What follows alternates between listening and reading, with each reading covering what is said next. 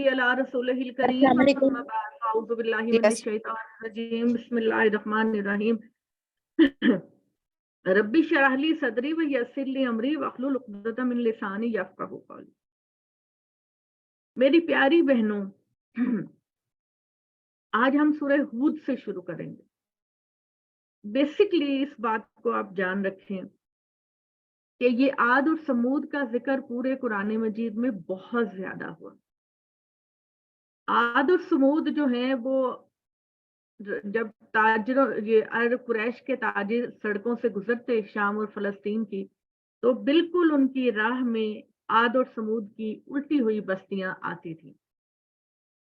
एक हशर बरपा था, जो अभी भी लोग जाएंगे तो वो देखेंगे कि वो पहाड़ों में रहते थे, आलीशान घर बनाते थे, इंतहाई ज़हीन थे। और अल्लाह ताला ने बार बार कुरैश को ये कहा कि तुम अपने आप को बहुत बड़ी चीज समझते हो, लेकिन तुम इनके मुकाबले में कुछ भी नहीं। अल्लाह ताला ने आद और समूद को बहुत जहानत, बहुत कारीगरी, बहुत पैसा, इज्जत दी रखी थी।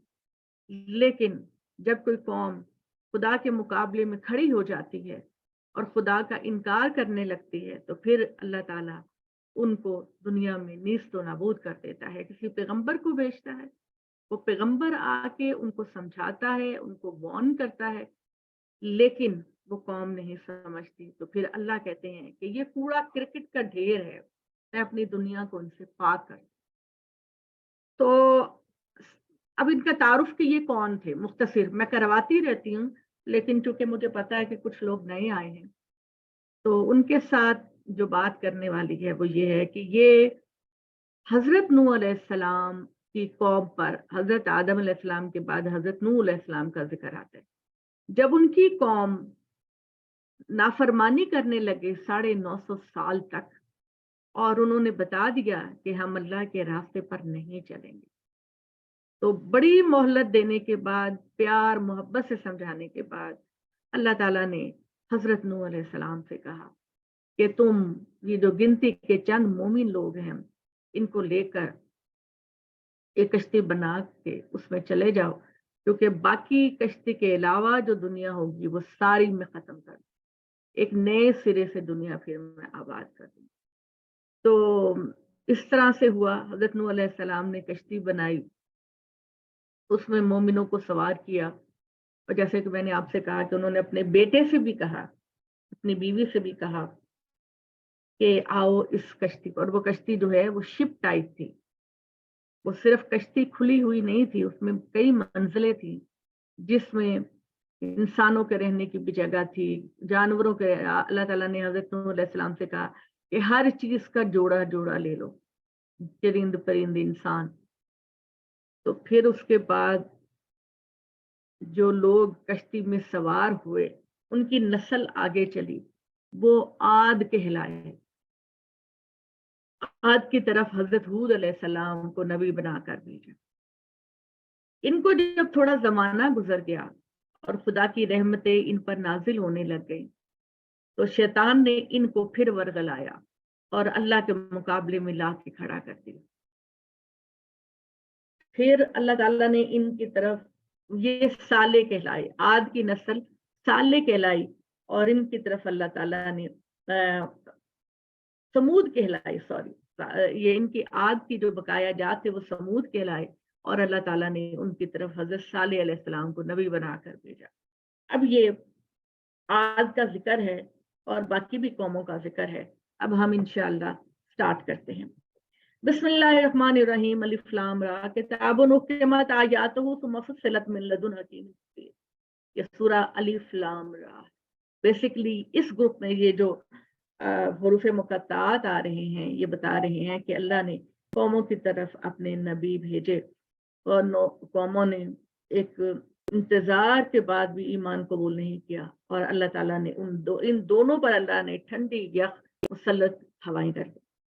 ये अलिफ लाम रा है, ये एक ऐसी किताब है जिसकी आयतें पहले मुहकम की गई, फिर खुदाए हकीम व खबीर की तरफ से इनकी तफसील की गई कि तुम अल्लाह के सिवा किसी और की बंदगी ना करो, मैं तुम्हारे लिए इसकी तरफ से होशियार कर देने वाला और खुशखबरी دینے والا ہوں، اور یہ کہ تم اپنے رب سے مغفرت چاہو پھر اس کی طرف رجوع کرو، وہ تم کو ایک وقت معین تک بہرہ مند دنیا کے اندر۔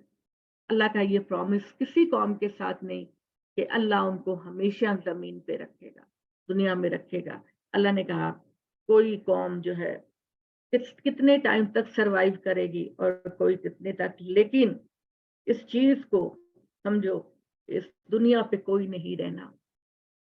زمین کے اوپر جو بھی مخلوق ہے وہ جانی ہی جانی ہے، اس دنیا سے جانی ہے، صرف خدا کی ذات ہے جو باقی رہے گی، اور ہر مستحق فضل کو اپنے فضل سے نوازے گا، اور اگر تم منہ موڑو گے تو تم پر ایک ہولناک دن کے عذاب کا اندیشہ رکھتا ہوں۔ اللہ ہی کی طرف تم سب کو پلٹ کر جانا ہے، اور وہ ہر چیز پر قادر ہے۔ ذرا دیکھو یہ اپنے سینے موڑتے ہیں کہ اس سے چھپ جائیں، دونوں یہ اس وقت بھی اس کی نظر میں ہوتے ہیں جب اپنے اوپر کپڑے لپیٹتے ہیں۔ کپڑے لپیٹنے کا مطلب یہ ہے کہ جب رسول ان کو خدا کی طرف دعوت دیتا ہے، خدا کی طرف بلاتا ہے، تو وہ اپنے کانوں پر یوں بند کر کے چلے جاتے ہیں کہ تمہاری تو بات ہی اس قابل نہیں کہ ہم اس کو سنیں۔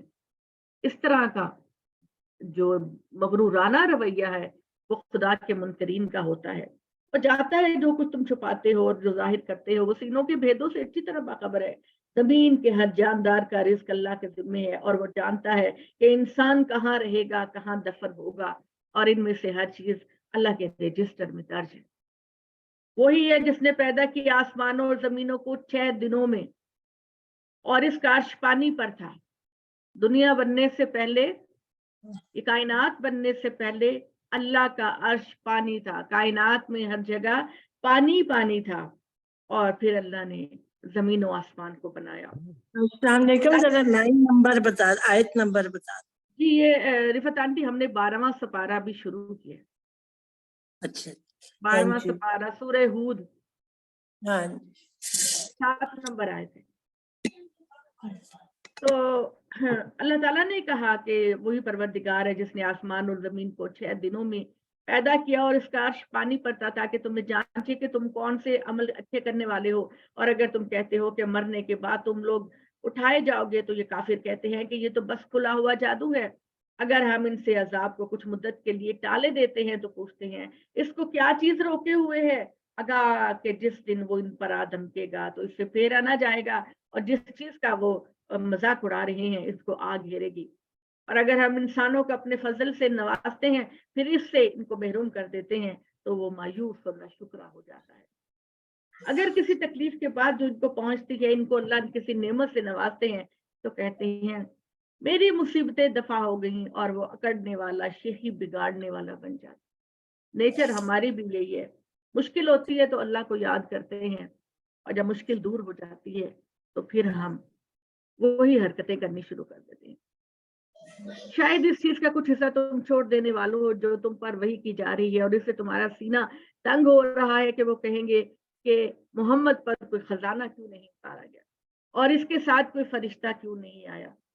تو بس اے محمد صلی اللہ علیہ وسلم، آپ ایک آگاہ کر دینے والے ہیں، ہر چیز اللہ کے حوالے ہے۔ کیا یہ کہتے ہیں کہ اس نے اس کو گھڑ لیا، کہ محمد نے قرآن کو اپنے پاس سے گھڑ لیا؟ ان سے کہو کہ پھر تم ایسی ہی 10 صورتیں بنا لاؤ، اور اللہ کے سوا جن کو تم بلا سکو ان کو بلا لو، اور اگر تم سچے ہو، بس اگر وہ تمہاری مدد کو نہ پہنچے تو تم سمجھ لو کہ یہ اللہ ہی کے علم سے اترا ہے، اور یہ کہ اللہ کے سوا کوئی معبود نہیں۔ تو کیا اب تم مانتے ہو؟ یہ میں اپنی کلاس میں بارہ بتا چکی ہوں۔ عربوں کے اندر شعر و شاعری کا بڑا زور تھا۔ حج کے زمانے میں جب اوقاس کا میلہ لگتا تو شاعر لوگ شام کو اپنی چوپالے لگا کر شاعری میں مقابلہ کرتے، جس کی شاعری سب سے اچھی ہوتی اس کو سجدہ کیا جاتا، اور اس کی پوئٹری کو پورے سال کے لیے خانہ کعبہ میں لٹکا دیا جاتا۔ اللہ تعالیٰ نے جب یہ چیلنج کیا کہ قرآن جیسی 10 صورتیں، اور اگر 10 بھی نہیں تو 1 صورت بنا لا، تو وہ اس پر قادر نہیں تھے۔ قرآن کا جو بیان ہے وہ انتہائی ادبی، انتہائی شاعرانہ، انتہائی خوبصورت بیان ہے، اور حضرت علی رضی اللہ تعالیٰ عنہ کے بارے میں आता है कि उन्होंने एक छोटी सी सूरह को खाना काबा में लटका दिया और अरबों को कहा कि इस जैसी कोई सूरह बना लो। इसी तरह अरब शायर, बहुत बड़े अरब शायर लबीद लबीद को कहा गया कि तुम बहुत बड़े शायर थे, तुमने शायरी को छोड़ दिया। तो उसने कहा आबाद हाजिर कुरान, कुरान जैसे अजीम शान पैगाम के मुकाबले में मैं क्या मुकाबले लेकर आ सकता हूँ, कौन सा मैसेज दे सकता हूँ कुरान के बगैर। तो कुरान मजीद न सिर्फ अल्लाह की हिदायत की किताब है, मगर जब आप इनको छोटी सूरतों में देखें कहीं जाके, तो इतना रिदम आपको महसूस होगा, इतना रिदम महसूस होगा कि आप झूम उठेंगे। ठीक है, मोहम्मद सल्लल्लाहु अलैहि वसल्लम, तुम अपने आप को दुखी क्यों करते हो? अल्लाह के सिवा जिनको बुला सको इनको बुला लो, अगर तुम सच्चे हो। बस वो अगर तुम्हारी मदद के ना पहुंचे तो समझ लो ये अल्लाह ही के इल्म से उतरा है, और ये कि अल्लाह का कोई माबूद नहीं। तो क्या तुम समझते हो, मानते हो? जो दुनिया की जिंदगी है उसके सरो सामान के तालिब होते हैं, हम इनके अमाल का बदला यहीं दे देते हैं।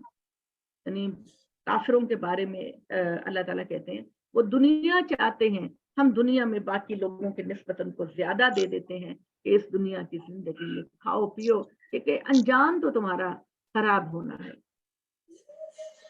तो अल्लाह ताला जो है वो बाज़ का दुनिया में ज्यादा दे दिलाकर फारी कर देता है, क्योंकि मोमिनों के लिए तकवा है, मोमिनों के लिए आखिरत की जिंदगी है, अल्लाह के इनामात हैं। ये दुनिया की जिंदगी और इसके सरो सामान के तालिब है, हम पानी का बदला इनको यहाँ देंगे और इसके बाद इसमें कमी नहीं की जाएगी। यही लोग हैं जिनके लिए आखिरत में आग के सिवा कुछ नहीं होगा, और जो कुछ उन्होंने इसमें कराया है सब जाया जाएगा। ईमान नहीं तो कुछ नहीं, और बातिल है जो कुछ वो कर रहे हैं। क्या वो जो अपने रब की तरफ से एक दलील पर है, इसके बाद इसकी तरफ से एक गवाह आ जाता है, और इसके पहले मूसा की किताब रहनुमा और रहमत की हैसियत से मौजूद है, और जो नूर बसीरत से महरूम है दोनों यकसा हो जाएंगे। जो सही रास्ते पर चलेगा वो, और जो गलत रास्ते पे चलेगा वो यकसा हो जाएंगे। इस पर ईमान तो वही लोग लाएंगे, और जमातों में जो कुछ इनका इंतजार करते रहे, इनका ठिकाना दोज़ख है। बस तुम इसके बाब में किसी शक में ना पड़ो, यही तुम्हारे रब की तरफ से हक है, लेकिन लोग इसको नहीं मानते। और इनसे बढ़कर जालिम कौन है जो अल्लाह पर झूठ गढ़े? इन लोगों की पेशी इनके रब के सामने होगी, और गवाही देंगे कि ये वो लोग हैं जो अपने रब पर झूठ बोलते थे। आगाह कि अल्लाह की लानत है इन जालिमों पर जो अल्लाह की राह से रोकते और इसमें कजी पैदा करना चाहते हैं। आखिरत के यही लोग मुमकिन है, ये जमीन में खुदा के काबू से नहीं निकल सकते, और अल्लाह के सिवा इनका कौन मददगार होगा? इन पर दुगना अजाब होगा, एक दुनिया में और एक आखिरत में। इन पर दुगना अजाब होगा, ना सुन सकते हैं ना देख सकते हैं। यही लोग हैं जिन्होंने अपने आप को घाटे में डाला, और इन्होंने घर रखे हैं जो नजरियात वो सब जाया जाएंगे। लाजिमन यही लोग हैं जो आखिरत में खसारे में होंगे। बाकी रहे वो लोग जो ईमान लाए, जिन्होंने नेक अमल किए और जो अपने रब की तरफ झुक पड़े, तो वही लोग जन्नत में जाए। ईमान लाए, अल्लाह के अहकामात के सामने सरेंडर कर दिया, कहा ए परवरदिगार मैं तेरे सामने झुकता हूँ। अल्लाह ताला कहते हैं ऐसे लोगों के लिए मैंने अपनी हमेशा की नेमतें रखी हैं। दोनों फ्रीकैन की तमसील ऐसी है कि एक काफिर गिरोह अंधा और बहरा है, देखने और सुनने वाला, क्या दोनों का हाल यकसा होगा? क्या तुम देखते नहीं? और हमने नूह को इसकी कौम की तरफ रसूल बनाकर भेजा, इसने इनको आगाह किया कि मैं तुम्हारे लिए एक नज़ीर मुबीन होकर आया हूँ कि अल्लाह के सिवा किसी की इबादत ना करो, मैं तुम पर एक दर्दनाक दिन के अजाब से डरता हूँ। तो इसकी कौम के इन सरबराहों ने जिन्होंने कुफ्र किया, जवाब दिया कि हम तो तुमको बस अपने ही जैसा एक आदमी देखते हैं, और हम तुम्हारी पैरवी करने वाले हैं। इन्हीं को पाते हैं जो हमारे अंदर के जलील बेसमझे बूझे लोग तुम्हारे पीछे लग गए हैं, और हम तुम लोगों के लिए अपने मुकाबले में कोई खास इम्तियाज नहीं पाते, बल्कि तुम बिल्कुल झूठे हो। ये हजरत नूह अलैहिस्सलाम की कौम ने कहा। नूह ने कहा ए मेरी हम कौमों, बताओ अगर मैं अपने रब की जानिब से एक रोशन दलील पर हुआ और फिर इसने खास रहमत से मुझको नवाजा और तुमसे पोशीदा रही, तो क्या हम इसको तुम पर चिपका के रहेंगे जबकि तुम इससे बेजार हो? ए मेरी हम कौमों, मैं इस खिदमत में तुमसे किसी माल का तलबगार नहीं। मेरा आजिज़ तो अल्लाह के जिम्मे है, और मैं इन लोगों को हरगिज़ उतारने वाला नहीं जो ईमान लेकर है। ये अपने रब से मुलाकात करने वाले हैं, बल्कि मैं तुमको देखता हूँ कि तुम जहालत में मुब्तला हो। ए मेरी हम कौमो, अगर मैं इनको धुतकार दूं तो खुदा के मुकाबले में कौन मेरी मदद करेगा अगर तुम लोग इस पहलू पर ध्यान नहीं दे। जो नबियों के आने पर जो खाता पीता तबका होता है ना, लीडर तबका होता है, उनको सबसे ज्यादा प्रॉब्लम तकब्बुर और गरूर का होता है। वो कहते हैं कि तुम्हारी कंपनी में गरीब और जरूरतमंद लोग आते हैं, कि हमारी शान नहीं कि हम उनके साथ बैठ सकते।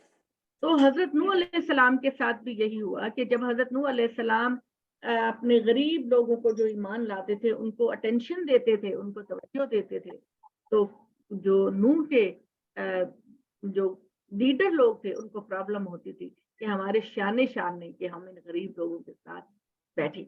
एक सूरा में अभी आप ये भी देखेंगे इस बारे में कि इसी तरह एक दफा हजरत नूह अलैहिस्सलाम सॉरी मोहम्मद सल्लल्लाहु अलैहि वसल्लम अपने कुरैश के लीडरों के साथ बातचीत कर रहे थे कि एक शख्स जो नाबीना था वो आप सल्लल्लाहु अलैहि वसल्लम से एक सवाल पूछने के लिए आया। वो अपनी लाठी को टेकता हुआ आया, वो देख नहीं सकता था। तो कुरैश के लीडरों ने कहा, क्या मोहम्मद तुम्हारी महफिल में ये क्या गरीब मस्कीन लोग आते हैं, हमारे शान नहीं कि हम इनके साथ हैं। तो आप सल्लल्लाहु अलैहि वसल्लम ने थोड़ा सा दिल में सोचा कि काश ये अभी ना आता। तो अल्लाह मियां ने सूरे अबस को उतारा। अल्लाह ने कहा अबस व तवल्ला अन जाअहु गुलामा, उसने रुख फेरा, मुंह मोड़ा कि आया उसके पास एक मिस्कीन अंधा आदमी, और शायद कि वो ईमान लेकर आता और उसका ईमान उसको कैसे फायदा देता। लेकिन जो एराज करता है उसके तो तुम पीछे पीछे जाते हो, और जो तुम्हारे पास आता है ईमान लेने के लिए, ईमान की बातें समझने के लिए, तो तुम उससे मुंह मोड़ते हो। तो इसने कहा है मेरी हम कौमो, बताओ अगर मैं अपने रब की जानिब से एक रोशन दलील पर हुआ और फिर इसने मुझे खास रहमत से भी नवाजा और तुमसे पोशीदा रही, तो क्या हम इसको तुम पर चिपका दे जबकि तुम इसके बेजार हो। ए मेरी हम कौमो, मैं इस खिदमत में तुमसे किसी माल का तलबगार नहीं, मेरा अजर तो अल्लाह के हवाले है। मैं इन लोगों को हरगिज़ धुतकारने वाला नहीं जो ईमान लाए हैं, ये अपने रब से मुलाकात करने वाले हैं, बल्कि मैं तुमको देखता हूँ कि जो तुम जहालत में मुब्तला। और है मेरी हम कौमो, अगर मैं इनको धुतकार दूं तो खुदा के मुकाबले में कौन मेरी मदद करेगा। क्या तुम इस पहलू पर ध्यान नहीं देते। और मैं तुम्हारे सामने ये दावा नहीं करता कि मेरे पास खुदा के खजाने हैं, और ना मैं गैब जानता हूँ, दावा करता हूँ ना मैं दावा करता हूँ मैं कोई फरिश्ता हूँ, और ना मैं इन लोगों के बारे में जिनको तुम्हारी निगाहें हकीर देखती हैं ये कह सकता हूँ कि खुदा इनको कभी खैर नहीं देगा। जो कुछ इनके दिलों में है इसको खुदा ही खूब जानता है, और अगर मैं ऐसा करूँ तो मैं ही जालिम ठहरूंगा। वो बोले ए नूह, तुमने हमसे बहस कर ली, बहुत बहस कर दी, अगर तुम सच्चे हो तो लाओ कोई ऐसा मोजजा, कोई ऐसा अजाब जिसका तुम हमसे दावा करते हो। मेरे ख्याल में आयत आयत नंबर और सूरत नंबर। सूरह हूद है, 12वां सुपारा है, 20 नंबर आए। Thank you. क्या ये कहते हैं कि इसने उसको घड़ लिया, कह दो कि अगर मैंने इसको घड़ लिया तो मेरे जुर्म का वबाल मेरे ही ऊपर है, और जो जुर्म तुम कर रहे हो मैं इससे बरी जिम्मा हूँ। हजरत नूह अलैहिस्सलाम ने अपने लोगों से ये बात कह दी, और नूह को वही की गई कि तुम्हारी कौम में से जो ईमान ला चुके हैं इनके सिवा कोई और ईमान लाने वाला नहीं, तो जो कुछ ये करते रहे हैं इससे अज़ुर्दा खातिर ना हो, तुम्हें किश्ती बनाओ हमारी हिदायत के मुताबिक, और इन जालिमों के बारे में अब मुझसे कोई बात ना करना, ये तो गरक हो गए। लास्ट मोमेंट जब आ जाता है, अल्लाह नबियों से कहता है अब अपनी कौम की फेवर में एक बात भी ना कहना, अब ये जुल्म की इंतहा को पहुंच गए हैं, मैंने इनमें से अब किसी को नहीं पहचाना। तो यही बात अल्लाह ने हजरत नूह अलैहिस्सलाम से कही, और हजरत नूह अलैहिस्सलाम के बारे में भी आता है कि 950 साल वो अपनी कौम को तबलीग करते, और फिर जब उनकी कौम के लीडरों के अंदर ईमान की रकम नहीं पैदा हुई, किरण नहीं पैदा हुई, तो उन्होंने अल्लाह से खुद दुआ की कि या अल्लाह मेरी कौम को निस्त व नाबूद कर दे, ये ईमान लाने वाले नहीं हैं, इनके अंदर ईमान का कोई भी किरण बाकी नहीं है। وہ کشتی بنانے لگا اور جب جب اس کے قوم کے بڑوں کو ایک جماعت کے پاس سے گزرتی تو اس کا مذاق اڑاتے. وہ ان کو جواب دیتا کہ اگر تم ہمارے مذاق اڑا رہے ہو تو جس طرح تم مذاق اڑا رہے ہو اس طرح ہم بھی تمہارا مذاق اڑائیں گے. تم جلدی جان لو گے کہ وہ کون ہے جس پر وہ عذاب آتا ہے جو اس کو رسوا کر دیتا ہے اور وہ قہر نازل ہوتا ہے جو ٹک کے رہ جاتا ہے. یہاں تک کہ جب ہمارا حکم آ پہنچا طوفان ابل گیا. ہم نے اس کو ہر چیز میں نر و مادہ دونوں کو اور اہل عیال کو بجوز ان کے جن پر حکم نافذ ہو چکا ان لوگوں سے کہا کہ ہر چیز میں دو دو چیزیں لو اور ان کو کشتی میں سوار کرا لو اور اس کے ساتھ ایمان لانے والوں کی تعداد تو بس تھوڑی تھی. اس نے کہا اس میں سوار ہو جاؤ اللہ ہی کا نام لے کے. اس کا چلنا ہے اور اس کا لنگر انداز ہونا اور میرا رب بڑا بخشنے والا. یعنی اللہ تعالیٰ نے یہ بات کہی کہ میری کشتی میں سوار ہو جاؤ کیونکہ آج وہی بچے گا جو کشتی میں سوار ہوا. تو نہ تو ان کا بیٹا کشتی میں سوار ہوا نہ ان کی بیوی کشتی میں سوار ہوا. قرآن مجید میں دو بری عورتوں کی مثال دی ہے. ایک حضرت نوح کی بیوی اور ایک حضرت لوط کی بیوی. اور دو بہترین عورتوں کو فالو کرنے کا اللہ نے ہمیں کہا. ایک حضرت مریم علیہ السلام اور ایک فرعون کی بیوی آسی. کالا اور وہ کشتی پہاڑوں کی طرح اٹھتی موجوں کے درمیان ان کو لے کر چلنے لگی. انہوں نے اپنے بیٹے کو جو اس سے الگ تھا آواز دی کہ میرے بیٹے ہمارے ساتھ سوار ہو جاؤ کافروں کا ساتھ نہ دینا.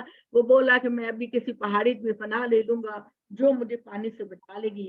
انہوں نے کہا آج اللہ کے قہر سے کوئی بچانے والا نہیں وہی جس پر رحم فرمائے گا. اور دونوں کے درمیان پانی کی موج چھائے گی. بہت بڑا مسکنسیپشن ہم امت مسلمہ کے اندر بہت بڑا مسکنسیپشن جو ہمارے لیے بھی حسرت کا باعث بنے گا. ہم قرآن نہیں نہ پڑھتے ہمیں پتہ ہی نہیں کیا ہوگا.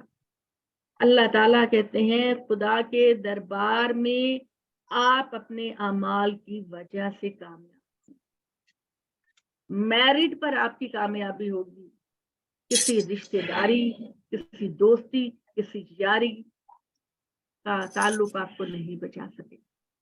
آپ چاہے ایک نبی کے بیٹے ہیں ابراہیم کے باپ ہیں نوح کے بیٹے ہیں لوط کی بیوی ہے نوح کی بیوی ہے جو کوئی بھی ہے تم اکیلے اکیلے خدا کے پاس آؤ گے اور تمہیں خدا کے سامنے جواب دیں.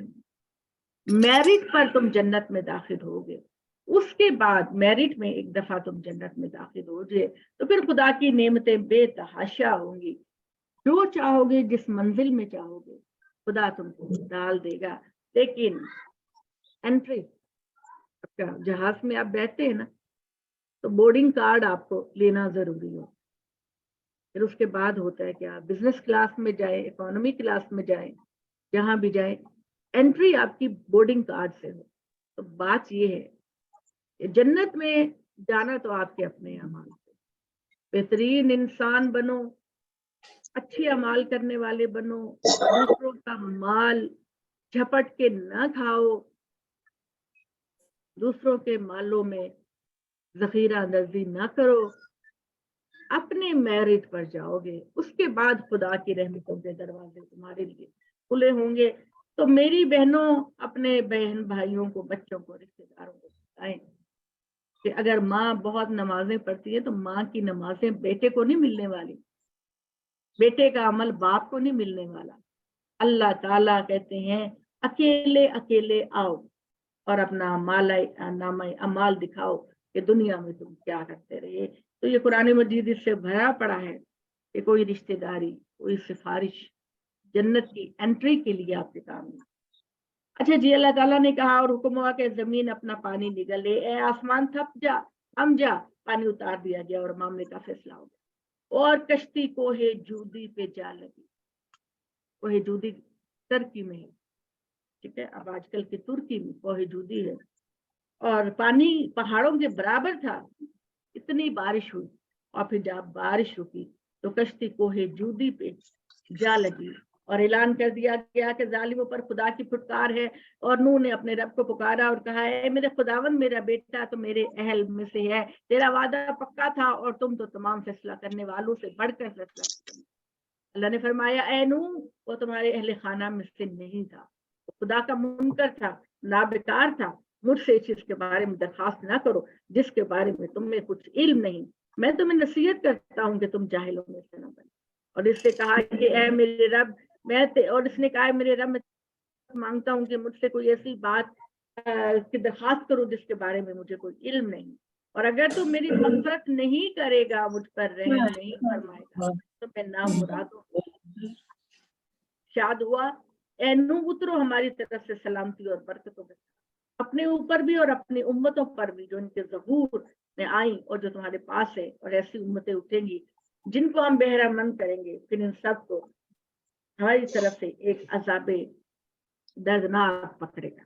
ठीक है, हजरत इब्राहिम को भी अल्लाह ताला ने ऐसा ही जवाब दिया। हजरत इब्राहिम जब अपने बाप की सिफारिश कर रहे थे तो अल्लाह ताला ने कहा, इब्राहिम तेरा बाप बुत बनाता था, बुतों को बेचता था, बुतों की परस्तिश करता था, मैंने इसकी मग़फ़िरत नहीं करनी, और तुम भी इनके लिए मग़फ़िरत की दुआ ना मांगना। सूरह तौबा के अंदर अल्लाह ताला ने कहा, ऐ इब्राहिम तूने वादा किया था कि अपने बाप की बख्शिश की दुआ करेगा, लेकिन अब मैं तुझको मना करता हूँ, तेरे बाप को मैंने नहीं बख्शना, लिहाजा उसकी मग़फ़िरत की दुआ ना करना। अल्लाह ताला ने कहा कि हजरत नूह अलैहिस्सलाम को बचा लिया, और फिर हजरत नूह अलैहिस्सलाम को अल्लाह ताला ने दुआ सिखाई और उनसे कहा, अब जमीन में उतरो और तुम्हारी नस्ल से कौमें पैदा होंगी, और जो कोई कौम ईमान लेकर आएगी उसको खुदा बहरामंद करेगा, और जो कौम नाफरमान हो खुदा उसको अजाब में डालेगा। ये माजरा गैब की बातों में से है जो मोहम्मद हम तुमको जरिए से सुना रहे हैं, और इससे पहले ना तुम इसको जानते थे, ना तुम्हारी कौम के लोग जानते। कौम नूह का वाकया ना तुम जानते थे, ना तुम्हारी कौम के लोग जानते थे। तुम साबित कदम रहो, अंजाम कार की कामयाबी खुदा से डरने वालों ही का हिस्सा है।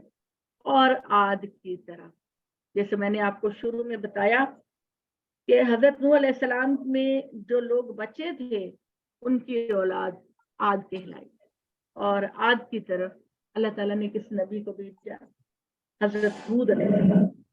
ये माजरा गैब की बातों में से है जो हम तुमको वही के जरिए से सुना रहे हैं, और इससे पहले ना तुम इसको जानते थे और ना तुम्हारी कौम के लोग जानते थे। तुम साबित कदम रहो, अंजाम कार की कामयाबी खुदा से डरने वालों ही चाहिए।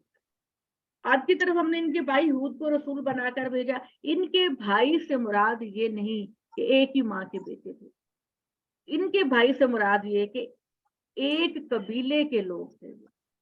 तो आज की तरफ हमने इनके भाई हूद को रसूल बनाकर भेजा, तो उसने इनको दावत दी कि ऐ मेरी कौम के लोगों, सिर्फ अल्लाह की बंदगी करो, अल्लाह के सिवा तुम्हारा कोई माबूद नहीं, तुम मन घड़त झूठी बातें कहते हो। ऐ मेरी कौम के लोगों, मैं इस पर तुमसे किसी मुआवजे का तालिब नहीं, मेरा अजर उसी के जिम्मे है जिसने मुझको पैदा किया, और तुम समझते नहीं।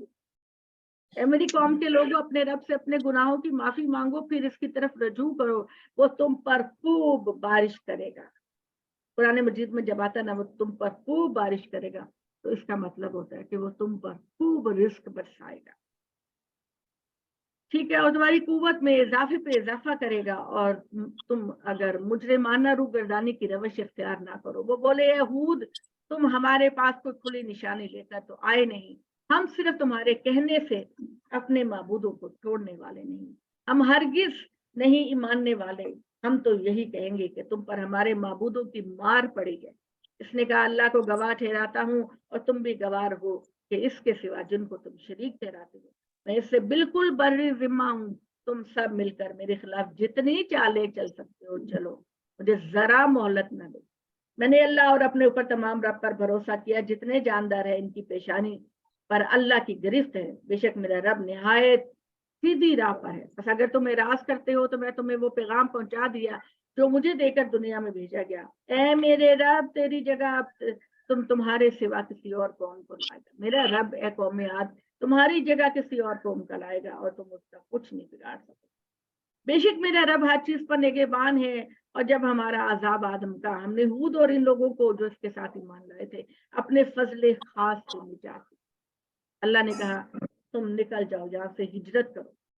हमने इनको एक निहायत सख्त अजाब में बचाया, और ये कौम आद है। देखो कुरैश, ऐसे मुखातिब किया अल्लाह ने, ए कौम कुरैश, तुम अपने तजारती काफिले लेकर इन शाहराओं से गुजरते हो।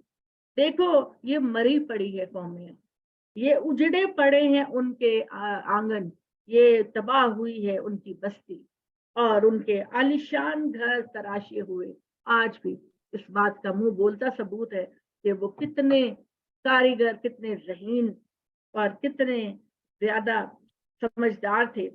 तो अल्लाह ताला ने कहा इस दुनिया में इनके पीछे लानत लगा दी गई, और क़यामत के रोज सुन लो आद ने अपने रब का इनकार किया, सुनो हलाकत हो हूद की कौम आद के लिए। ये मंजर तुम्हारी आंखों के सामने देख लो।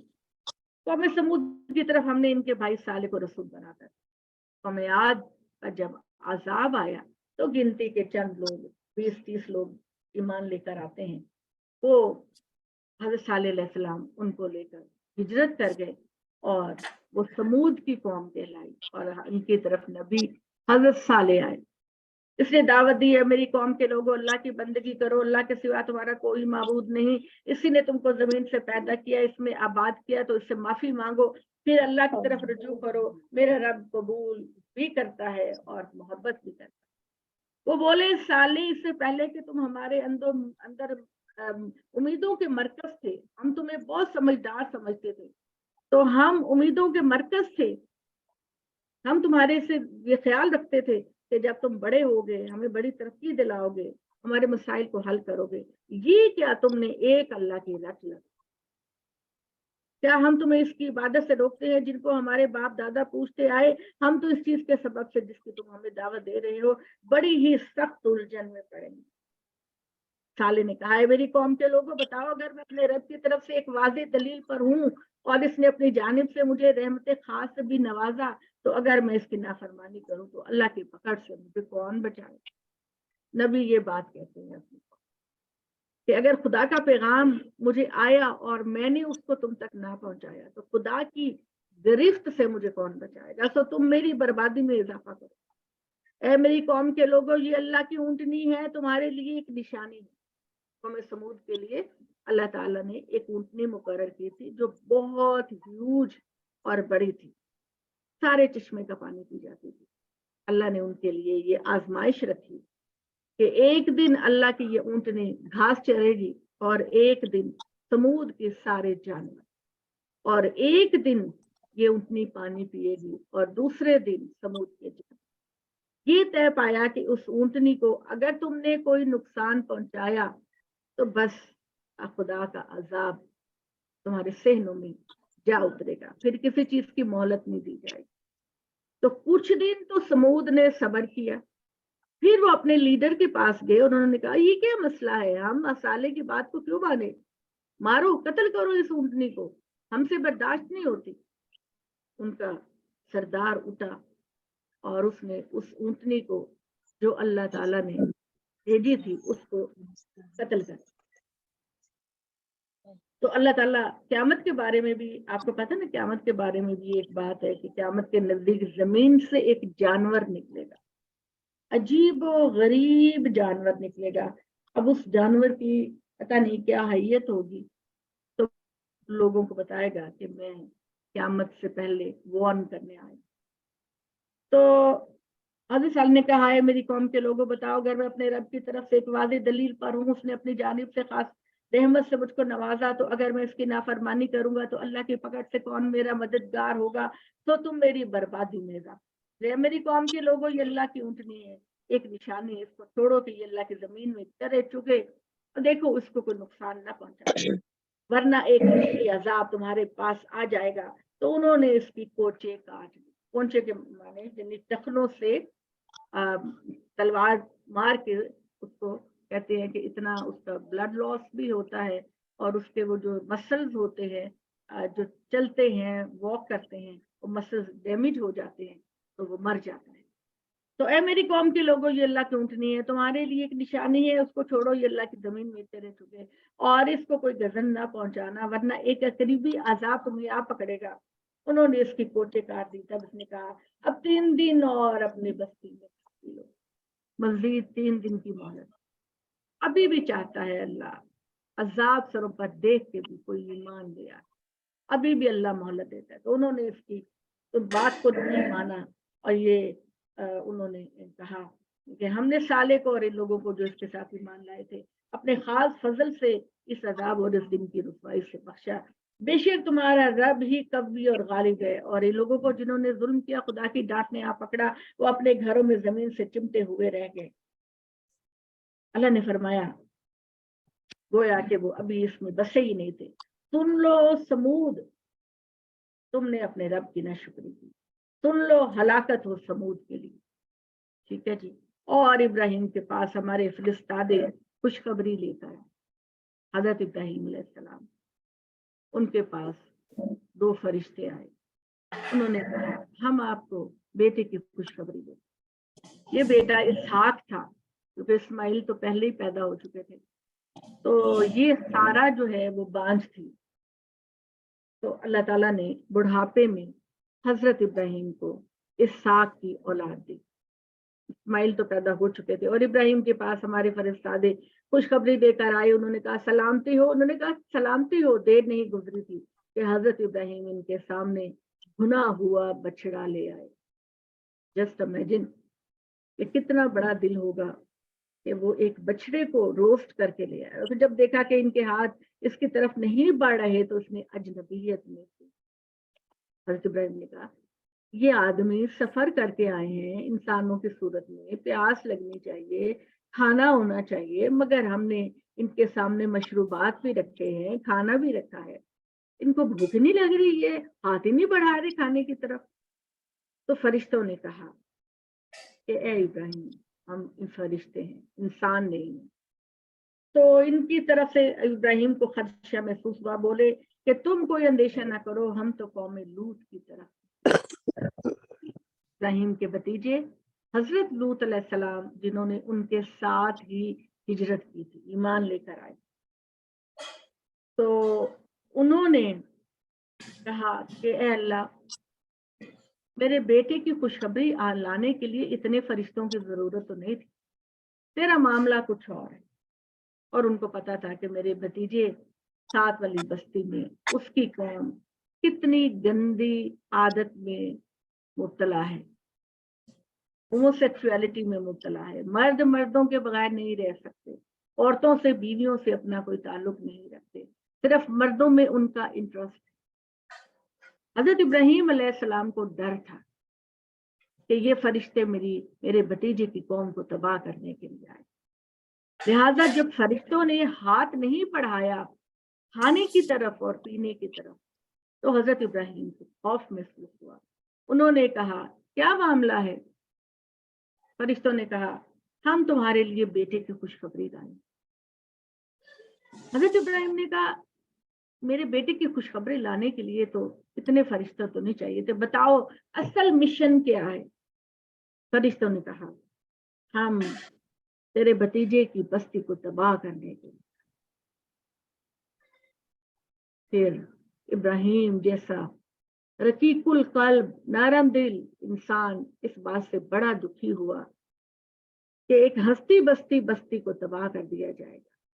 उन्होंने अल्लाह से कहा ए अल्लाह, तू कौम लूत पर अजाब ना भेज।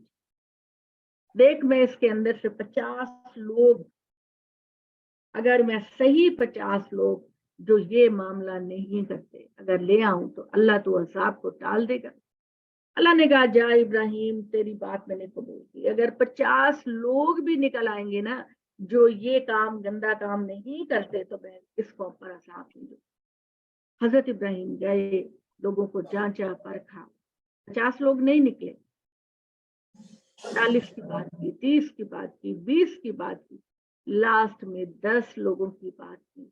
लेकिन 10 लोग भी लूत की कौम से ऐसे नहीं निकले जो इस बदतमाशी का शिकार नहीं। अल्लाह ताला हमारे मुल्क पाकिस्तान और पूरी दुनिया को बचाए और इस गंदे काम से जिससे अल्लाह ने मना किया। तो बहरहाल जी, फिर जब देखा कि इनके हाथ खाने की तरफ नहीं बढ़ रहे तो इसने इनमें अजनबियत पाई और इनकी तरफ से खदशा महसूस किया। वो बोले कि तुमको अंदेशा ना हो, हम तो कौम लूत की तरफ भेजे गए हैं। और इसकी बीवी पास खड़ी थी, वो हंस पड़ी کہ سارا حضرت ابراہیم کی بیوی اپنے خیمے کے باہر کھڑی تھی. جب اس نے سنا کہ مجھے تو بیٹے کی خوشخبری دی گئی ہے تو وہ ہنسی. بس ہم نے اس کو اسحاق کی خوشخبری دی اور اسحاق کے آگے یعقوب کی. یعنی اللہ نے کہا کہ تیرے ہاں صرف بیٹا پیدا نہیں ہوگا, بیٹے کے بعد تیرا پوتا پیدا ہوگا اور پوتے کے اندر بھی 12 بیٹے پیدا ہوں. وہ بولی ہائے میری شامت, میں اس عمر میں بچہ جنوں گی. سارا نے بولا, ہاجرہ تو بن چکی تھی نا, سارا بولا جب میں خود ایک بڑھیا ہوں, میرا شوہر بھی بوڑھا ہے, یہ تو نہایت عجیب بات ہوگی, میں اس بڑھاپے میں ماں بنوں گی. وہ بولے کیا خدا کی بات پر تعجب کرتی ہو, اللہ کی رحمت اور برکتیں نازل ہوں آپ پر اہل بیت نبی, بے شک وہ سزاوار حمد اور بزرگ ہے. جب ابراہیم کا خوف دور ہوا, اس کو بشارت ملی, تو ہم سے قوم لوط کے بارے میں جھگڑنے لگا. یہ بھی میں نے کوٹیشن آپ کو جو سنائی ہے بائبل سے. تو وہ جو ہے ان ابراہیم حلیم اواہ منیب, ابراہیم نہایت بردبار دردمند اپنے رب کی طرف دھیان دے. اے ابراہیم یہ بحث چھوڑ دو, اب تمہارے رب کو مار اور ان پر ایسا عذاب آنے والا ہے جو ٹالے نہیں ٹلے گا. اور جب ہمارے فرشتادے لوط کے پاس پہنچے, وہ اس کے غم سے غمگین ہوا, اس کا دل بنٹا اور بولا یہ تو بڑا کٹھن دن. فرشتے بھی لڑکوں کی صورت میں گئے, خوبصورت لڑکوں کی صورت میں فرشتے حضرت لوط علیہ السلام کے پاس آئے, اور حضرت لوط کو نہیں پتا تھا کہ یہ فرشتے ہیں. وہ کہنے لگے کہ میں اب ان لڑکوں کو ان کی بدتماشیوں سے کیسے بچاؤں, کیسے ان کا تحفظ کروں. وہ پریشان ہو گئے. تو فرشتوں نے کہا کہ اے لوط تو غم نہ کر, بس تو ہجرت کی تیاری کر, ہم رات کے آتے آتے اس بستی کو الٹا کر رکھ دیں گے. اس کی قوم کے لوگ چھپتے ہوئے اس کے پاس آئے, وہ پہلے سے بدکاریوں میں مبتلا تھے. اس نے کہا میری قوم کے لوگوں, یہ میری بیٹیاں ہیں, یہ تمہارے لیے زیادہ پاکیزہ ہیں, اللہ سے ڈرو, میرے مہمانوں کے بارے میں مجھے رسوا نہ کرو. کیا تم میں کوئی معقول آدمی نہیں کہ جو اس حساسیت کو سمجھے؟ وہ بولے تمہیں تو معلوم ہے کہ تمہاری بیٹیوں میں ہمارا کوئی حصہ نہیں, کوئی انٹرسٹ نہیں تمہاری بیٹیوں میں, تو تم جانتے ہو جو کچھ تم کرتے ہو. اس نے کہا کاش میرے پاس تم سے مقابلہ کرنے کی قوت ہوتی, یا میں کسی طاقتور سہارے کی پناہ لے سکتا. حضرت لوط نے کہا, ابھی ان کو پتا نہیں تھا کہ یہ فرشتے ہیں. فرشتوں نے کہا اے لوط ہم تمہارے رب کے فرستادے ہیں, ہرگز تم کو کوئی نقصان نہیں پہنچے گا, اور تم اپنے اہل و عیال کو کچھ رات دہے لے کر نکل جاؤ, اور تم میں سے کوئی مڑ کر نہ دیکھے مگر تمہاری بیوی اس سے مختصر. لوط سے کہا کہ تیری بیوی ان عذاب والوں کے ساتھ آئے گی, ماری جائے گی, وہ تیرے ساتھ ہجرت میں شامل نہیں ہوگی. اس پر وہی آفت آئی جو ان کے مقدر میں تھی, اور ان کے عذاب کا وقت مقررہ صبح ہے. یعنی قوم لوط پر جو عذاب آئے گا ارلی مارننگ, کیا صبح قریب نہیں, پر جب آیا ہمارا عذاب تو ہم نے اس بستی کو یک قلم تلپٹ کر دیا, اور ان پر سنگے گل کی تہ بتہ بارش کی اپنے رب کے پاس نشانی لگائے ہوئے, اور وہ ان ظالموں سے کچھ دور نہیں. اور مدین کی طرف ہم نے ان کے بھائی شعیب کو بھیجا, اس نے دعوت دی کہ میری قوم کے لوگوں اللہ کے صفت تمہارا کوئی ناپ تول میں کمی نہ کرو, میں تمہیں فاروق البالی کی حالت میں دیکھتا ہوں, تم پر ایک گھیرنے والے دن کے عذاب کا اندیشہ رکھتا ہوں, اور میری قوم کے لوگوں ناپ تول کو پورا کیا کرو. مدین جہاں پر حضرت ابراہیم کی حضرت موسیٰ کی ہجرت ہوئی, تمہیں گھیرنے والے دن کے عذاب کا اندیشہ رکھتا ہوں, اور میری قوم کے لوگوں ناپ تول پورا رکھو عدل کے ساتھ, اور لوگوں کی چیزوں میں ان کی حق تلفی نہ کرو, اور زمین میں فساد پیدا کرنے والے بن کر نہ ابھرو. اللہ کا بخشا ہوا منافع یہ تمہارے لیے بہتر ہے اگر تم سچے. حضرت شعیب کہتے تھے کہ دیکھو ناپ تول میں کمی نہ کرو, کوئی ملاوٹ نہ کرو, میں کتنے فیئر طریقے سے تجارت کرتا ہوں, کوئی غلط منافع نہیں دیتا. دیکھو میری الحمدللہ اللہ ساری ضرورتوں کو پورا, میری ساری ضرورتیں دیں.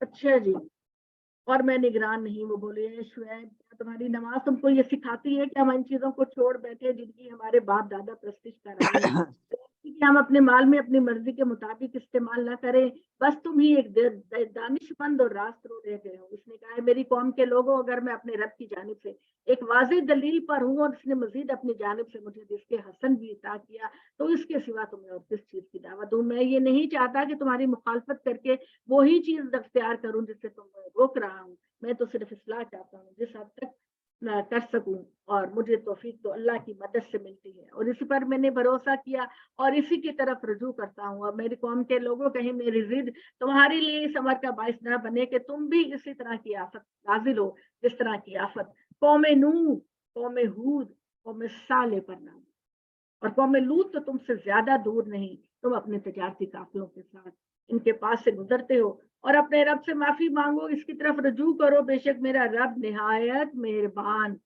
और बड़ी मोहब्बत करने वाला। तो बोले, ऐ शुएब, जो बातें तुम कहते हो इसका बड़ा हिस्सा हमें समझ में नहीं, तो बातें हमें समझ में नहीं आती, हमारे आंख नाक कान बंद हो चुके हैं और तुम हम पर कुछ भारी नहीं। इसने कहा, मेरी कौम के लोगों, क्या मेरा खानदान तुम पर अल्लाह से ज्यादा भारी है? यानी कहते हैं उन लोगों ने कहा कि तुम्हारे खानदान की वजह से, तुम्हारे कबीले की वजह से हम तुम्हें नहीं पकड़ते, वरना हम तुम्हें इबरतनाक सजा देते। तो हजरत शैब ने कहा कि मेरा जो खानदान है उससे तुम ज्यादा डरते हो बनिस्बत अल्लाह के से डरने के। उसने कहा, मेरी कौम के लोगों, क्या मेरा खानदान तुम पर ज्यादा भारी है? इसको तुमने सब कुछ डाल रखा, मेरा रब जो कुछ तुम करते हो सबका इहाता किए हुए है। और है मेरी कौम के लोगों, तुम अपने तौर पर जो कर रहे हो करते हो, मैं अनकरीब जान लूंगा कि इस पर वो अजाब आए जो उसको रुपा करके रख देता है, कौन है जो झूठा है, और इंतजार करो, मैं तुम्हारे साथ इंतजार करता हूँ। जब हमारा अजाब आया, हमने शुएब को और इन लोगों को जो उसके साथ ईमान लाए अपनी रहमत से निजात दी, और जिन लोगों ने अपनी जानों पर जुल्म किया इनको डांटने आ लिया, बस वो अपने घरों में औंधे मुंह पड़े रह गए, गोया कि कभी अपने घरों में बसे ही नहीं थे। हाँ, हलाकत हो मदियन जिसकी तरफ गए थे समूद। और हमने मूसा को फिरौन और उसके आयान के पास एक अपनी आयतें और रोशन निशानी के साथ रसूल बनाकर भेजा। उसने फिरौन से बात की, हालांकि फिरौन की बात रास्त ना थी। वो क़यामत के दिन अपनी कौम के आगे आगे होगा और इनको दोज़ख में ले जाएगा। क्या बुरा ठिकाना है जिस पर ये उतरेंगे, और इस दुनिया में इनके पीछे लानत लगा दी गई, और क़यामत के दिन भी क्या ही बुरा इनाम है जो इनको दिया गया। इज्जत दी, माल दिया, दौलत दी अल्लाह ताला ने, और फिर जलीलो रुस्वा कर दिया उनके ईमान न लाने। ये बस्तियों की कुछ वाकयात हैं जो मोहम्मद हम तुमको पढ़कर सुना रहे हैं। तुम्हारी कौम के लोग जहां से जब गुजरते हैं तो इन बस्तियों के लोगों से इबरत हासिल क्यों नहीं करते? कुछ बस्तियां आज भी कायम हैं, उनके किले, उनके घर, उनके महल, और कुछ हमने मिटा दी। और देखो, कोई ये ना सोचे कि हमने इन कौमों पर जुल्म किया। इंसान के जिस्म में जब कैंसर पैदा हो जाता है तो बॉडी की हिफाजत के लिए जरूरी होता है कि कैंसर को काट दिया जाए। लिहाजा कौमों के अंदर जब कैंसर पैदा होने लगता है और फैल जाता है पूरे जिस्म पर, तो फिर खुदा अपनी जमीन को ऐसे लोगों से पाक कर देता है। ये अल्लाह ताला ने कहा, हमने इन पर कोई जुल्म नहीं किया, बल्कि इन्होंने खुद अपनी जानों पर जुल्म किया। तो वो ना देवता जिनकी वो अल्लाह के सिवा पुकारते थे, जब तेरे रब का अजाब आया तो उनके काम कुछ ना आया। इन्होंने इसकी बर्बादी के सिवा किसी चीज में इजाफा नहीं किया। तो तेरे रब की पकड़ है मोहम्मद, जबकि वो बस्तियों के इनके जुल्म में पकड़ता है, इस तरह होती है। बेशक इनकी पकड़ बड़ी दर्दनाक है, और इसमें इन लोगों के लिए बड़ी निशानी है जो अजाब आखिरत से डरे। एक ऐसा दिन होगा जिसके लिए हमारे सारे लोग इकट्ठे किए जाएंगे, और वो हाजिरी का दिन होगा, और हम तो इसको बस एक गिनती की मुद्दत टाल रहे हैं। जब वो दिन आएगा तो कोई जान अल्लाह की इजाजत के बगैर बात नहीं कर सके। फरिश्ते, पैगंबर, रसूल, साबिकून अल-अव्वलून खुदा के दरबार में दरबारियों की तरह हाथ बांध कर, मगर किसी को इजाजत नहीं होगी बात भी कर सके। जैसे एक रोबदार बादशाह के सामने किसी को बोलने की जुर्रत नहीं होती, इस तरह अल्लाह के सामने ना कोई फरिश्ता बोल सकता है, ना कोई नबी बोल सकता है।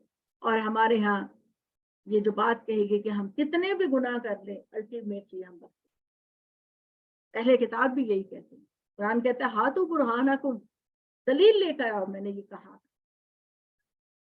तो अल्लाह ने कहा, बस इनमें कुछ बदबख्त हैं, कुछ मुद्दत नेक वक्त जो बदबख्त होंगे वो दोजख में जाएंगे।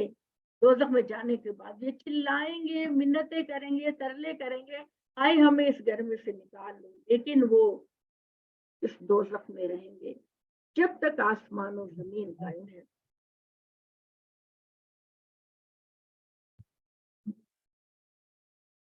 یعنی اللہ تعالیٰ نے یہ جملے کا ادبی پہلو آپ کو سمجھ آتا ہے کہ وہ جہنم میں رہیں گے جب تک زمین و آسمان قائم ہے. کیا مطلب ہے اس کا؟ نئے لوگ بتائیں، پرانے لوگ نہیں بتائیں، نئے لوگ بتائیں جو اب شامل ہوئے. اس کا مطلب یہ ہے، اس کا مطلب یہ نہیں کہ یہ والے زمین و آسمان قائم، یہ مطلب نہیں ہے. اس کا مطلب ہے کہ قیامت کے بعد اللہ تعالیٰ ایک نئی کائنات بنائیں گے، ایک نئی دنیا بنائیں گے جو ساتوں زمینوں ساتوں آسمانوں پر بنی ہوگی، اور اس میں اللہ تعالیٰ اپنے نیک لوگوں کو ہمیشہ کی زندگی دیں گے اور برے لوگوں کو ہمیشہ کی سزا دیں گے. کبھی اینڈ نہیں ہوگا. یہ زمین و آسمان آپ کی سائنس کہتی ہے، اللہ بھی کہتا ہے یہ زمین و آسمان ختم ہو جائیں، ان کا وجود نہیں رہے گا، سب ملبہ بن جائیں گے، اور پھر نئی کائنات وجود میں آئے گی جس میں اللہ تعالیٰ ہمیں ایک پرفیکٹ جسم عطا کرے. ہماری آنکھیں کبھی نہ گہرانے والی، ہمارے کان کبھی نہ سننے سے بند ہونے والے، بلکہ تمام نعمتیں خدا کی ابدی ہوں گی، ہمیشہ کی ہوں گی. تو یہ ذکر زمین و آسمان جو بعد میں بنیں گے، جو کبھی ختم نہیں ہوں گے، انہی زمین و آسمان کی طرف اللہ کا اشارہ ہے. اللہ تعالیٰ کہتے ہیں مگر جو تیرا رب چاہے، بے شک تیرا رب محمد بڑا درگزر کرنے والا ہے. رہے وہ جو نیک وقت ہیں تو وہ جنت میں رہیں گے جب تک آسمان اور زمین قائم ہے، مگر جو تیرا رب چاہے. غیر منقطع عطیہ اعداد، خدا کی نعمتوں پر سلسلہ شروع ہوگا. اے مومنو، وہ کبھی ختم ہونے والا، اس دنیا میں ختم ہوتا ہے، اس دنیا میں ختم ہو جاتا ہے. جوانی آتی ہے، بڑھاپا آتا ہے، بس اب بیماریوں کا گھر. رزق دیتا ہے، کبھی کبھی رزق چھین بھی لیتا ہے، ہم محتاج ہو جاتے ہیں. تو اللہ کہتے ہیں کہ اے میرے بندو، تم ان جنتوں میں ہمیشہ رہو گے، تم پر کبھی خدا کی نعمتیں ختم نہیں ہوں گی، اور تم قیامت کے بارے میں کسی تردد میں نہ پڑو جس کی یہ لوگ پوجا کر رہے ہیں، اور اسی طرح پوج رہے ہیں جس طرح پہلے ان کے باپ دادا پوجتے آئے. ہم ان کا حصہ ان کو پورا بغیر کسی کمی کے دے. میں یہ سمجھتی ہوں، کبھی کبھی میرے ذہن کے اندر یہ خیال آتا ہے کہ کیا شیطان جو ہے اس کو اللہ نے اتنا اختیار کیوں دیا کہ ہم اللہ کی یاد کو بھول کر شیطان کی یاد میں ملوث ہو جائیں. اللہ کا ہم انکار کر دیتے ہیں اور شیطان کے پیچھے لگتے ہیں. اللہ تعالیٰ نے ایسا زبردست اختیار شیطان کو دے رکھا ہے. اللہ تعالیٰ کہتے ہیں ہم نے موسیٰ کو کتاب دی تو اس میں اختلاف کیا گیا، اگر تیرے رب کی طرف سے ایک بات پہلے نہ ہوتی تو ان کے درمیان فیصلہ کیا جاتا. یہ لوگ اس کی طرف سے الجھا دینے والے شک میں مبتلا ہیں، اور یقیناً تیرا رب ہر ایک کو اس کے اعمال کا پورا بدلہ دے گا، اور جو کچھ وہ کر رہے ہیں اس سے باخبر ہیں. تو تم جمے رہو جیسا کہ تمہیں حکم ملا، اور وہ جنہوں نے تمہارے سے توبہ کی، ٹیڑھ پن اختیار نہیں کیا، بے شک وہ لوگ ہیں جن کو تیرا پروردگار دیکھ رہا ہے. اور لوگ اس کی طرف مائل نہ ہو جنہوں نے ظلم کیا کہ تمہیں دوزخ کی آگ پکڑے. تمہارے لیے اللہ کے سوا کوئی حامی مددگار نہیں، تو پھر تم کہاں بھٹکے جاتے ہو. نماز کا اہتمام کرو دن کے حصوں میں، شب کے کچھ حصوں میں، بے شک نیکیاں دور کرتی ہیں بدیاں. قرآن یاد دہانی ہے حاصل کرنے والوں کے لیے، اور ثابت قدم رکھو. اللہ خوب کاروں کا اجر کبھی ضائع نہیں کرتے. بس کیوں نہ ایسا ہوا کہ تم سے پہلے کی امتوں میں ایسے حاملین حق ہوتے جو زمین میں فساد پیدا کرنے سے روکتے، مگر تھوڑے ان میں سے جن کو ہم نے نجات دی. اور جن لوگوں نے اپنی جانوں پر ظلم کیا وہ اسی عیش میں پڑے رہے جس میں تھے، اور مجرم تھے. اور تیرا رب ایسا نہیں کہ بستیوں کو ہلاک کر دے بغیر اس کے کہ ان کی قوموں نے کوئی ظلم کیا ہو. اگر تیرا رب چاہتا ہے محمد تو لوگوں کو ایک ہی امت بنا دیتا، وہ برابر اختلافات میں رہیں گے سوائے ان کے جن پر تیرا رب کا رحم ہوا، اور اسی لیے اس نے پیدا کیا. اور تیرے رب کی بات پوری ہوئی کہ میں جہنم کو جنوں اور انسانوں سے بھر دوں گا. ظاہر بات ہے کہ جو شیطان کی پیروی کرے گا تو شیطان تو پھر اس کو دوزخ کے لیے تیار کرے گا. اور ہم نے تو رسولوں کی سرگشتوں میں ایک نصیحت تمہیں سنا رہے ہیں جس سے تمہارے دل کو تقویت ملے، اور اس میں تمہارے لیے حق آیا اور مومنوں کے لیے اس میں نصیحت اور یاد دہانی ہے۔ تو جو لوگ ایمان نہیں لا رہے، اے محمد ان سے کہہ دو کہ تم اپنے راستے پہ چلتے رہو، ہم اپنے راستے پہ چلیں گے، اور تم بھی انتظار کرو، ہم بھی انتظار کرتے ہیں۔ اور آسمان و زمین اور غیب کا علم اللہ کے پاس ہے، وہی تمام امور کا مرجع ہے، تو اسی کی طرف تم لوٹائے جاؤ گے، اور اسی پر بھروسہ کرو، اور تیرا رب جو کچھ تم کر رہے ہو سے بے خبر نہیں۔ بسم اللہ الرحمن الرحیم۔ سورہ یوسف، سورہ یوسف جس کو اللہ تعالیٰ نے بہترین قصہ کہا، بہترین قصہ کہا، اور اس کے اندر حضرت یوسف علیہ السلام کا عظیم الشان کردار بے تحاشا، جو ایک آئینہ ہے، ہم لوگوں کو بھی ایسا بننا چاہیے۔ ایک آئینہ، بہت عظیم کردار کی جھلکی حضرت یوسف علیہ السلام۔ اور اللہ تعالیٰ نے حضرت یوسف علیہ السلام کے بارے میں بتایا محمد صلی اللہ علیہ وسلم کو کہ دیکھو کتنے نامساعد حالات میں یوسف گزرا، اس نے خدا کی عظمت اور پاکی بیان کرنے میں کوئی کسر نہیں چھوڑی۔ تو دیکھو پھر ہم نے اس کو کتنا نہال کر دیا۔ جب کسی انسان کو اللہ آزمائش میں ڈالتا ہے اور وہ آزمائش میں ثابت قدمی کا مظاہرہ کرتا ہے، تو پھر اللہ اپنی رحمتوں کے دروازے کھول دیتا ہے ان کے لیے۔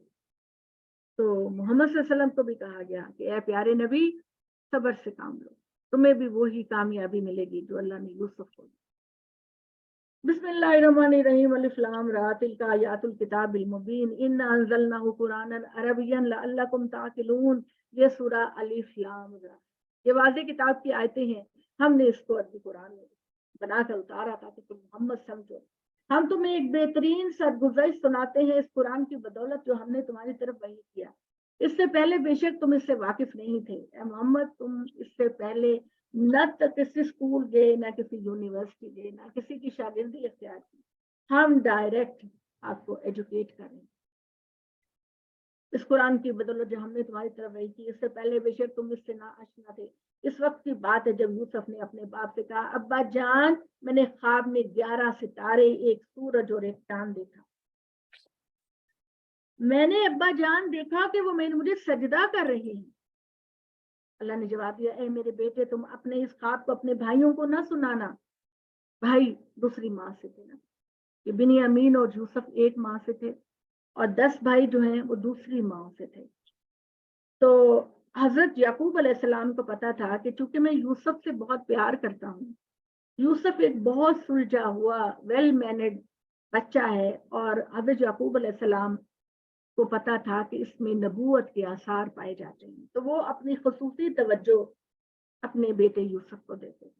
تو بھائیوں نے کہا کہ ہم یوسف کو راستے سے ہٹا دیتے ہیں تاکہ ابا جان کی توجہ ساری کی ساری ہماری طرف ہو۔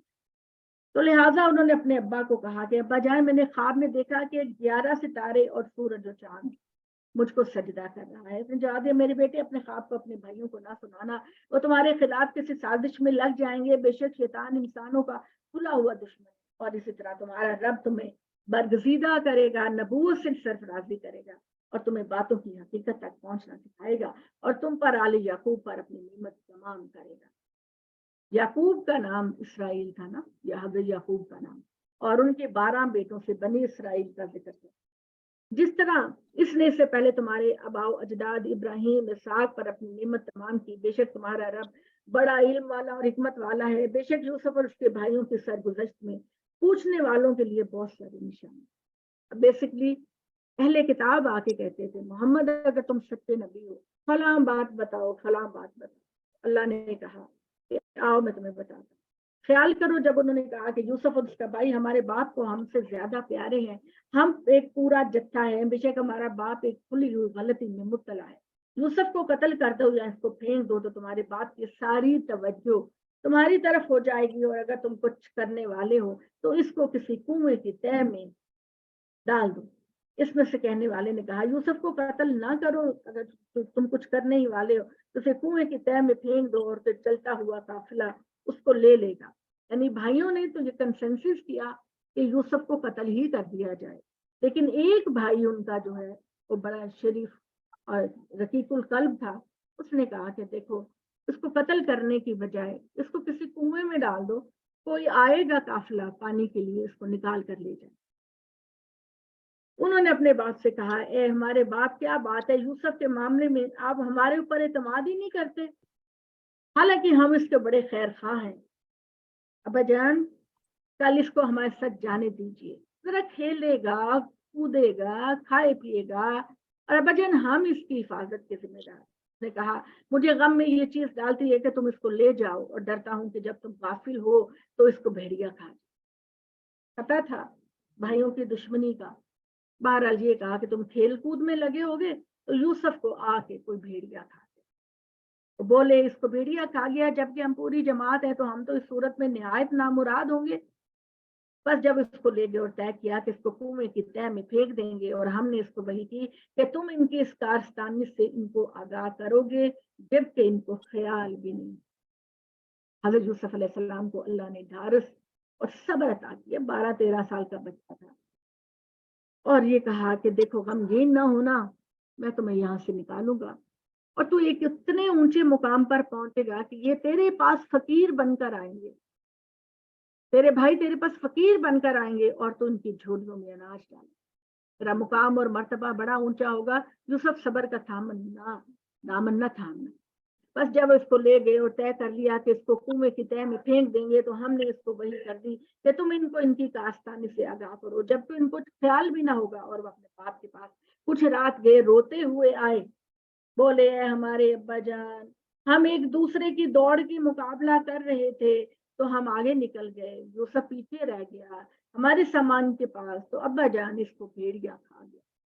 انہوں نے کہا ابا جان تو پہلے پریپیئر ہے کہ اس کو کوئی بھیڑیا نہ کھا جائے, تو ہم اسی خیال کی تکمیل کرتے ہیں کہ ہم کہتے ہیں کہ ابا جان اس کو بھیڑیا کھا. تو آپ ہماری بات پر یقین کرنے والے نہیں, اگرچہ ہم کتنے ہی سچے ہوں اور ان کے کرتے پر جھوٹ موٹ کا خون لگا لائے. اس نے کہا نہیں, بلکہ یہ تم نے اپنے دل سے بات گھڑی, پیغمبر سے نا, یہ بات تم نے اپنے دل سے گھڑی ہے. میں اللہ کے سامنے صبر جمیل کرتا ہوں, مجھے اللہ سے صبر جمیل کی توفیق ملے, اور میرا پروردگار میرے بچے کو میرے پاس واپس لے کر آئے. اور جو کچھ تم بیان کرتے ہو اس میں خدا ہی سہارا ہے. ایک اور قافلہ آیا تو انہوں نے پانی نکالنے کے لیے ایک کو کنویں سے پانی نکالنے کے لیے بھیجا. اس نے ڈول ڈالا تو پکارا, خوشخبری ہے یہ تو ایک لڑکا ہے, اور انہوں نے اس کی پونجی سمجھ کے محفوظ کر لیا. انہوں نے کہا کہ اور کچھ نہیں ہوگا تو ہم اس کو بیچ دیں گے.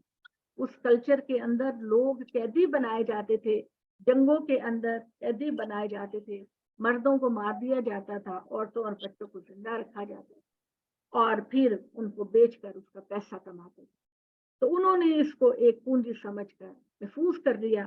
اللہ خوب باخبر تھا اس چیز سے جو وہ کر رہے تھے, اور انہوں نے ایک حقیر قیمت چند درہم کے عوض یوسف کو بیچ دیا.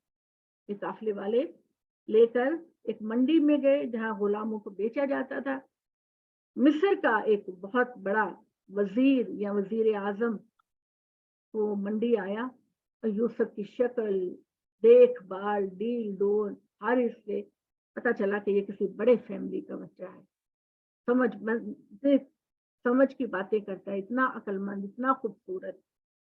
تو عزیز مصر نے حضرت یوسف کو خرید لیا, ٹھیک ہے, اور اس کے معاملے سے وہ بالکل بے پرواہ تھے. اہل مصر میں جب کسی نے اس کو خریدا, اس نے اپنی بیوی سے کہا ذرا اس کا دھیان رکھو, امید ہے کہ یہ ہم کو نفع پہنچائے, یا ہم اس کو اپنا بیٹا ہی بنے, اس کی اولاد نہیں تھی, تو یہ ہمیں نفع پہنچائے یا ہم اس کو بیٹا بنا لے. اس طرح ہم نے یوسف کے لیے ملک میں زمین ہموار کی اور اس کو باتوں کی تعبیریں بتائیں. اللہ اپنے ارادے کی تنفیذ پر غالب ہے, لیکن اکثر لوگ نہیں جانتے. اور جب وہ اپنی پختگی کی عمر کو پہنچا, ہم نے اس کو حکومت اور علم عطا کیا, اور ہم خوب کاروں کو اسی طرح بدلا دے.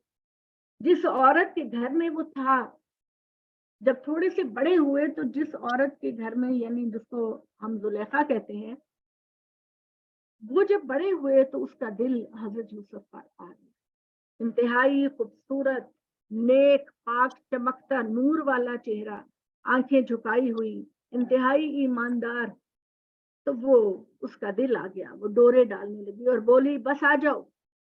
یوسف نے کہا معاذ اللہ, اللہ کی پناہ, میں اپنے آقا کے حق پر ڈاکہ ڈالوں. وہ میرا آقا ہے، وہ جو عزیز مصر میرا آقا ہے، اس نے میرا بڑا خیال رکھا، حق تلفی کرنے والے ہرگز فلاح نہیں پاتے. اور عورت نے تو اس کا قصد کر ہی لیا تھا، اور وہ بھی اس کا قصد کرتا اگر اپنے رب کی طرف سے ایک مضبوط سہارا نہ دے. میں نے آپ کو بتایا نا، دنیا کا تجربہ اور دنیا کی حقیقت دو ہی بڑی آزمائشیں ہیں، ایک تکبر اور ایک جنس پرستی. کتنے شریف لوگ ہوتے ہیں جو اس کام میں بیچارے پھنس جاتے ہیں، بدنام ہو جاتے ہیں. تو حضرت اللہ تعالیٰ نے کہا کہ حضرت یوسف کو جب وہ بہلا رہی تھی، اللہ نے ایک اسٹرانگ چیز کے ذریعے اس کو تھاما، ورنہ مرد کے اندر جو شہوت رانی ہوتی ہے وہ عورت کی نسبت تو کہیں زیادہ ہوتی ہے. لیکن اللہ تعالیٰ نے کہا کہ وہ جب اس کو کمرے بند کر کے اپنی طرف بلا رہی تھی اور اس نے دروازہ بند کر دیا، تو وہ ان کے ساتھ کرنا چاہتی تھی بدکاری، لیکن یوسف کو اللہ تعالیٰ نے اسٹرانگ سٹینڈ دیا. اچھا جی، وہ بھاگا دروازے کی طرف دروازہ کھولنے کے لیے، اور وہ زلیخا پیچھے پیچھے تھی. اور آخر کار کیا ہوا کہ جب وہ دونوں دروازے کی طرف بڑھے، وَاسْتَبَقَ الْبَابَ وَقَدَّتْ قَمِيصَهُ مِنْ دُبُرٍ، تو دونوں دروازے کی طرف جھپٹے تو اس نے یوسف کا کرتا پیچھے سے پکڑا، اور اتنے زور سے پکڑا کہ وہ کرتا پھٹ گیا. اور دونوں نے اس کے شوہر کو دروازے پر جب کنڈی کھولی، یوسف علیہ السلام نے کنڈی کھولی تو بالکل سامنے دیکھا کہ وہ کھڑے ہیں، پیچھے زلیخا کھڑی ہے، اور دروازے کے باہر جو ہے وہ اس کا شوہر کھڑا ہے. اتنی چلتر تھی، اتنی تیز عورت تھی کہ جب اپنے شوہر کو دیکھا تو جھوٹ موٹ کا رونا شروع کر دیا کہ یہ میرے ساتھ برا کرنے کا ارادہ تھا. دونوں دروازے کی طرف جبتے اس نے یوسف کا کرتا پیچھے سے پھاڑ دیا، اور دونوں نے اس کے شوہر کو دروازے پر پایا. وہ بولی کہ تیری بیوی کے ساتھ کسی برائی کا ارادہ کرے، اس کی سزا اس کے سوا کیا ہو سکتی ہے کہ اس کو قید خانے میں ڈال دیا جائے یا کوئی دردناک تکلیف بھگتے. اس نے کہا اسی نے مجھے پھسلانے کی کوشش کی. عورت کے خاندان والوں میں ایک گواہ نے گواہی دی کہ اگر یوسف کا کرتا آگے سے پھٹا تو یوسف گناہ گار ہے، اور اگر یوسف کا کرتا پیچھے سے پھٹا تو پھر زلیخا گناہ گار ہے. اور عورت کے خاندان والوں میں سے ایک نے گواہی دی کہ اگر اس کا کرتا آگے سے پھٹا تو وہ سچی ہے اور یہ جھوٹا ہے، اور اگر اس کا کرتا پیچھے سے پھٹا تو وہ جھوٹی ہے اور یہ سچا ہے. تو جب اس نے اس کا کرتا پیچھے سے پھٹا ہوا دیکھا تو بول اٹھا کہ بے شک یہ تمہارا ہی چلاکی ہے، اے زلیخا یہ تمہاری چلاکی اور مکاری ہے، اور تمہاری چلاکی اور مکاری بڑی پختہ ہوتی ہے. یوسف اس کو چھوڑ دو، اپنے گناہ کی معافی، بے شک تو ہی خطا وار ہے. زلیخا سے کہا اپنے گناہ کی معافی مانگ، بے شک تو ہی خطا کارا. اور شہر میں کچھ عورتوں نے کہا عزیز کی بیوی اپنے غلام پر ڈورے ڈال رہی. یہ بات ایک بریکنگ نیوز کی طرح پورے شہر میں پھیل گئی کہ عزیز مصر کی بیوی اپنے غلام کے عشق میں مبتلا ہے اور اس پر ڈورے ڈال رہی ہے. تو لوگوں نے زلیخا کو لعنت ملامت کی، مگر اس نے کہا کہ ٹھیک ہے، اگر مجھے لعنت ملامت کرتی ہو تو ذرا تم تو بچ کے دکھاؤ، آؤ میرے گھر دعوت پر آؤ، کھانے پر آؤ، تمہارے سامنے لے کر آتی ہوں، ذرا اپنے جذبات کو جو ہے وہ بچا کر دکھاؤ. ٹھیک ہے. تو کیا ہوا، شہر میں کچھ عورتوں نے کہا عزیز کی بیوی اپنے غلام پر ڈورے ڈال رہی ہے، اس کے عشق میں دیوانی ہو گئی ہے، تو ہم نے اس کو کھلی حماقت میں مبتلا کر دیا. تو جب اس نے ان کے حال کو دیکھا تو اس نے بلایا اور ان کے لیے ایک محفل راستہ کی، اور اس میں ہر ایک کو ایک ایک چھری اور یوسف دی، اور یوسف سے کہا ان کے سامنے آؤ. جب انہوں نے یوسف کو دیکھا، اس کا نورانی چہرہ، اس کا خوبصورت چہرہ، اس کی شرافت، اس کے غزے بسر سے کام لینا، ادب آداب، وہ اس کی عظمت سے حیران رہ گئے. انہوں نے اب یہاں پر میں تھوڑی سی آپ لوگوں کی کریکشن کرانا چاہتی ہوں کہ میں نے جو بچپن میں سنا اور آپ لوگوں نے بھی سنا، اس میں آپ نے یہ سنا ہوگا کہ وہ اتنے خوبصورت تھے کہ خواتین جو محفل میں بیٹھی پھل کھا رہی تھی ان کے ہاتھ کٹ گئے، چھری ان کو لگ کے ان کے ہاتھ کٹ کے، اور ان کے جو زخم ہیں وہ ریسنے لگے. دیکھیے قرآن مجید کی آیت نمبر کیا ہے جی 41 ہے 36 ہے 41 ہے، میرے پاس بہت باریک ہوتا ہے تو مجھے نظر نہیں آتا. تو بہرحال 31 ہاں، تو انہوں نے کیا کیا کہ ان کے ہاتھ کٹ گئے. اگر ہوتا نا تو یہ 31 کے درمیان میں آئے تو لفظ ہوتا کتے نہ ایدیہن، کتے نہ پیسیو وائس فیل ہے، جس کا مطلب ہے کہ اتنی بے اختیاری میں انہوں نے چھری پکڑی کہ ان کی انگلیاں کٹ گئیں. یہ لوگ کہتے ہیں اس کے لیے لفظ ہونا چاہیے کتے نہ، مگر یہاں پر آپ دیکھیں کہ لفظ ہے کتانا ایدیہن، انہوں نے ارادتاً اپنی انگلیاں کاٹی کیونکہ انہوں نے دھمکی دی تھی یوسف کو کہ اگر تم ہمارے قریب نہ آئے تو ہم اپنی انگلیاں کاٹ لیں گے. تو ان میں سے ہر ایک نے کوشش کی کہ حضرت یوسف علیہ السلام کو اپنے قریب کر سکیں اور اس چیلنج کو قبول کر سکیں. تو انہوں نے ان کی عظمت سے محبود ہو گئی، انہوں نے اپنے ہاتھ زخمی کر لیے اور بولے کہ حاشا للہ یہ آدمی نہیں، یہ تو کوئی فرشتہ ہے. وہ بولی کہ یہی ہے جس کے بارے میں تم مجھے ملامت کر رہی تھی، بے شک میں نے اس پر ڈورے ڈالے ہیں، لیکن اگر یہ بچ نکلا اور اگر اس نے وہ نہ کیا جو میں اس کو کہہ رہی ہوں تو وہ ضرور قید خانے میں جائے گا اور ذلیل ہوگا. نے دعا کی اے میرے رب،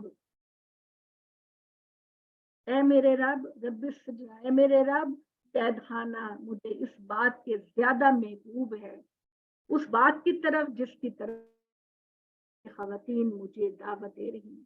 یہ خواتین پروردگار یہ ہائی سٹیٹس کے لوگ ہیں، میں کب تک ان سے بچوں؟ تو مجھے جیل میں ڈال. اور اے پروردگار اگر تم نے ان کی چالوں کو مجھ سے دور نہ کیا تو میں ان کی قائل ہو جاؤں گا اور اس بات سے مغلوب ہو جاؤں گا. تو اس کے رب نے اس کی دعا کو قبول کیا اور اس کے چرتر کو اس سے دفاع کر دیا. بے شک وہ سننے والا اور جاننے والا ہے. پھر نشانیاں دیکھ چکنے کے بعد انہیں شہر کے جو اکابر تھے، بڑے لوگ تھے، ان کو یہی معلوم ہوا کہ کچھ دیر کے لیے یوسف کو قید خانے میں ڈال دیتے اور وہ ان کے ساتھ 2 اور جوان بھی جیل خانے میں داخل. اگر یوسف بے گناہ جیل خانے میں گئے، 2 اور لڑکے بھی جیل خانے میں گئے. انہوں نے جب دیکھا کہ یوسف کتنا عبادت گزار، پاک صاف شریف، کسی کے معاملات میں مداخلت نہیں کرتا، ہر وقت عبادت کرتا رہتا ہے، تو انہوں نے کہا کہ اے یوسف ہم کئی دنوں سے ایک خواب دیکھ رہے ہیں، تو ذرا ہمیں خواب کی تعبیر تو بتا. ان میں سے ایک نے کہا کہ میں اپنے آپ کو خواب میں دیکھتا ہوں کہ میں شراب نچوڑ رہا ہوں، اور دوسرے نے کہا کہ میں اپنے آپ کو دیکھتا ہوں کہ میرے سر پر روٹی ہے جس میں سے چڑیاں کھا رہی ہیں. تو اے یوسف ہمیں تعبیر بتاؤ، ہم آپ کو خوبکاروں میں سے سمجھتے ہیں. حضرت یوسف نے موقع غنیمت جانا. انہوں نے کہا کہ ٹھیک ہے میں تمہارے خواب کی تعبیر بتاتا ہوں، مگر تمہیں کہتا ہوں کہ ایک اللہ پر ایمان لیتا ہے. وہ اللہ ہے، اس نے تم کو پیدا کیا ہے، وہ تمہیں یہاں سے لے کر جائے گا، پھر تمہیں فیصلہ کرے گا تمہارے اعمال کا. ایک اللہ کی عبادت کرو. تو حضرت یوسف نے ان کو دعوت دی. اس نے کہا جو کھانا تم مجھے ملتا ہے وہ آئے گا نہیں کہ میں اس کے آنے سے پہلے پہلے تمہیں تعبیر بتا دوں. یہ اس علم میں سے ہے جو میرے رب نے مجھ کو سکھایا. میں نے ان لوگوں کے مذہب کو چھوڑا جو اللہ پر ایمان نہیں رکھتے اور آخرت پر ایمان نہیں رکھتے، اور میں نے اپنے بزرگوں کو ابراہیم، اسحاق، یعقوب کے مذہب کی پیروی کی. ہمیں حق نہیں کہ ہم کسی چیز کو اللہ کا شریک ٹھہرائیں، یہ اللہ کا ہم پر اور لوگوں پر فضل ہے، لیکن اکثر لوگ نہیں جانتے. اے میری جیل کے ساتھیوں، کیا الگ الگ بہت سے رب بہتر ہے یا اکیلا پروردگار؟ یوسف نے ان کو دعوت دی ایک اللہ کافی ہے، یہ بہت سارے تم اس کے سوا نہیں پوچھتے مگر چند ناموں کو جو تم نے اور تمہارے باپ دادا نے رکھے. اللہ نے ان کی کوئی دلیل نہیں اتاری. اختیار اور اقتدار صرف اللہ کا ہے، اور اس نے حکم دیا ہے کہ اللہ کے سوا کسی کی پرستش نہ کرو. یہی دین قیم ہے، لیکن اکثر لوگ نہیں جانتے. اے میری قید خانے کے 2 ساتھیوں، تم میں سے ایک تو اپنے آقا کو شراب پلانے کی خدمت انجام دے گا، دوسرا اس کو سولی دی جائے گی کہ بندے اس کے سر سے نوچ نوچ کر کھائیں. انگور نچوڑنے والا بادشاہ کا ساقی بنے گا، اور دوسرا جس نے دیکھا کہ میرے سر پر روٹیاں ہیں اور پرندے اس کو نوچ نوچ کر کھا رہے ہیں، اس کو پھانسی کی سزا ہوگی اور پرندے اس کا گوشت کھائیں گے. ان دونوں میں سے جن کے بارے میں اس نے خیال کیا کہ وہ ٹوٹ جانے والا ہے، ان سے کہا جب تم چھوٹ کر اپنے آقا بادشاہ کے پاس جاؤ گے تو شیطان نے تو آپ بادشاہ کے سامنے میرا ذکر کرنا. وہ قید سے چھوٹ کر جا کر اتنا مست ہوا اپنی آزادی میں کہ حضرت یوسف کی بات نہ کر سکا وہ بادشاہ کے. تو شیطان نے اس کو اپنے آقا سے ذکر بلا دیا. بس وہ جیل خانے میں کئی سال پڑا رہا. اور بادشاہ نے کہا کہ میں نے خواب میں دیکھا کہ 7 موٹی گائیں ہیں جنہیں 7 دبلی گائیں کھا رہی ہیں، اور 7 سبز بالیاں ہیں اور 7 خشک بالیاں. اور درباریوں میری خواب کی تعبیر بتاؤ، میں بہت بے چین ہوں، مجھے بہت بے چینی ہے، بار بار مجھے یہ خواب کیوں آتا ہے. وہ بولے یہ ایسے ہی خواب ہے، ذہنی پریشانی کی وجہ سے آ جاتا ہے، بادشاہ سلامت آپ فکر نہ کریں، اور ہم خواب کی حقیقت بتانے پر قادر بھی نہیں. تو ان دونوں میں سے جو ان کا ساقی تھا جیل سے چھوٹ کر گیا تھا، اس کو حضرت یوسف کی یاد آئی. وہ بولا آپ لوگ مجھے جانے دیں، میں ایک بندے سے اس خواب کی تعبیر پوچھ کر آتا ہوں، اور اے بادشاہ پھر آپ کو بتاتا ہوں، آپ کی بے چینی دور ہو. یوسف اے راست باز انسان. دیکھیے مشکلات آتی ہیں، اللہ کے بندے سلامتی ثابت قدمی کا مظاہرہ کرتے ہیں تو اللہ کتنا انعام دیتا ہے. تو وہ بندے نے آ کے سیدھا کہا یوسف سچے آدمی، ہمیں 7 موٹی گایوں کے بارے میں جنہیں 7 دبلی گائیں کھا رہی ہیں اور 7 بالیوں اور دوسری 7 خشک بالیوں کے بارے میں بتائیے، تاکہ میں لوگوں کے پاس جاؤں اور ان کو بتاؤں ان بالیوں. اس نے کہا کہ تم 7 سال برابر کاشتکاری. یوسف نے کہا تم 7 سال برابر کاشتکاری کرو گے اور اگلے جو 7 سال آئیں گے ان میں قحط پڑے گا، لوگوں کے گھروں میں کچھ کھانے کو نہیں، لوگ بھوکے مرنے لگ جائیں گے. تو تم ایسا کرنا کہ جب فصل کاٹو ان 7 سالوں میں تو اس فصل میں سے جتنا تم نے استعمال کرنا ہے بس اتنا ہی نکالو، اور باقی کو اپنے سٹور میں رکھ دو، اور ان کو بالیوں کے اندر ہی رکھنا تاکہ کیڑا نہ لگے. بس سلوشن بھی بتا دیا، یعنی خواب بتایا، اس کا سلوشن بھی بتا دیا، اور کہا کہ اس کے بعد 7 سخت سال آئیں گے جو قلیل مقدار کے جو تم نے دیے ہوں گے ان کو چٹ کر جائیں گے تو جو تم نے ان کے لیے فراہم کیا. اس کے بعد ایک سال آئے گا جس میں لوگوں کی فریاد رسی ہوگی اور لوگ اس میں انگور نچوڑیں گے. انگور نچوڑیں گے کہ مطلب بڑا رزق آئے. 7 سال قحط کے بعد پھر اللہ آپ کو کھلا رزق دے گا. بادشاہ نے کہا اس کو میرے پاس لاؤ. وہ بندہ گیا، اس نے جا کر خواب سنایا. بادشاہ نے کہا جاؤ میرے پاس لے کر آؤ. پر جب قاصد ان کے پاس آئے اس نے کہا کہ تم اپنے آقا کے پاس واپس جاؤ، اس سے دریافت کرو کہ ان عورتوں کا کیا حال ہے جنہوں نے اپنے ہاتھ زخمی کر لیے تھے، بے شک میرا رب ان کی چال سے خوب واقف. یوسف نے کہا میں نہیں ابھی نکلنے والا، پہلے جا کر تصدیق کرو کہ میں گناہگار ہوں یا نہیں. میں اس حالت میں جیل سے باہر نہیں جاؤں گا کہ لوگ میرے اوپر انگلیاں اٹھائیں کہ یہ وہی بندہ تھا جو لوگوں کے ساتھ اسکینڈل میں تھا مبتلا. پہلے بادشاہ سے کہو کہ وہ انکوائری کروائیں کہ میں کتنا غلط تھا اور وہ عورتوں نے مجھے پھنسایا. بادشاہ نے کہا اس کو میرے پاس لاؤ. پر جب قاصد ان کے پاس آیا اس نے کہا کہ تم اپنے آقا کے پاس واپس جاؤ اور اسے دریافت کرو کہ ان عورتوں کا کیا حال ہے جنہوں نے اپنے ہاتھ زخمی کر لیے تھے، بے شک میرا رب ان کی چال سے واقف ہے. اس نے کہا تمہارا کیا ماجرا ہے؟ جب تم نے یوسف کو لانے کی کوشش کی بولی حاشا للہ، ہم نے اس پر برائی کا کوئی بھی نقش نہیں پایا. عزیز کی بیوی بولی حق آشکارا ہو گیا اور میں نے اس کو پھسلانے کی کوشش کی تھی، اور بے شک وہ راست بازوں میں سے یہ اس لیے کہ وہ جان لے کہ میں نے پیٹھ پیچھے سے بے وفائی. حضرت یوسف نے کہا کہ میرا آقا جان لے میں باکردار انسان ہوں اور میں نے اپنے آقا کے ساتھ کوئی بے وفائی نہیں. بے شک اللہ خائنوں کی چال کو چلنے نہیں دیتا اور میں اپنے نفس کو بری نہیں قرار دیتا. نفس تو برائیوں ہی کی سجانے والا ہے مگر جب میرا رب رحم فرمائے. بے شک میرا رب بخشنے والا رحم والا ہے. بادشاہ نے کہا اس کو میرے پاس لاؤ، میں اس کو اپنے پاس ایک خاص منصب دوں گا. اور پھر جب بات چیت کی تو کہا اب تم ہمارے یہاں با اقتدار اور قابل اعتماد ہو. اس نے کہا مجھے ملک کے ذرائع آمدنی پر مامور کر دیجیے، فائنینس منسٹر بنا دیجیے. حضرت یوسف نے بادشاہ سے کہا مجھے وزیر ذرائع آمدنی بنا دیجیے، مجھے خدا نے جو علم دیا ہے اس کی روشنی میں صحیح طریقے سے مینیج کروں گا کہ جو 7 سال خوب اناج آنا ہے اور 7 سال قحط آنا ہے، اس میں کیسے چیزوں کو مینیج کروں گا کہ لوگ بھوکے نہ مریں. ٹھیک ہے. اور اسی طرح ہم نے یوسف کو ملک میں اقتدار بخشا، وہ جہاں چاہتا اس کی عالیشان استقبال کیا جاتا اور لوگ اس کو ویلکم کرتے. ایک تو کردار کی چمک لوگوں کو پتہ چل گئی، دوسرا ایمان، اللہ کا نبی. ہم اپنے فضل سے جس کو چاہتے ہیں نوازتے ہیں اور ان خوبکاروں کے اجر کو ضائع نہیں کرتے، اور آخرکار اجر اس سے کہیں بڑھ کر ہے ان لوگوں کے لیے جو ایمان لائے اور تقوی اختیار کیا. یوسف کے بھائی آئے، اس سے ملے، اس نے ان کو پہچان لیا. بھائیوں کے پاس بھی قحط پڑا، کنعان کے اندر قحط پڑا. انہوں نے سنا کہ جو مصر کا بادشاہ ہے وہ لوگوں کو اناج دے رہا ہے، چنانچہ وہ اناج لینے کے لیے آئے. تو انہوں نے تو حضرت یوسف کو چھوٹی عمر میں دیکھا تھا نا، اب تو وہ بڑے ہو چکے تھے، انہوں نے نہیں پہچانا، لیکن حضرت یوسف نے پہچان لیا کہ یہ میرے بھائی ہیں. اس نے ان کا پیمانہ تیار کر دیا اور ان سے کہا کہ اگلی دفعہ اگر اناج لینا ہے تو میرے بھائی بنیامین کو لانا.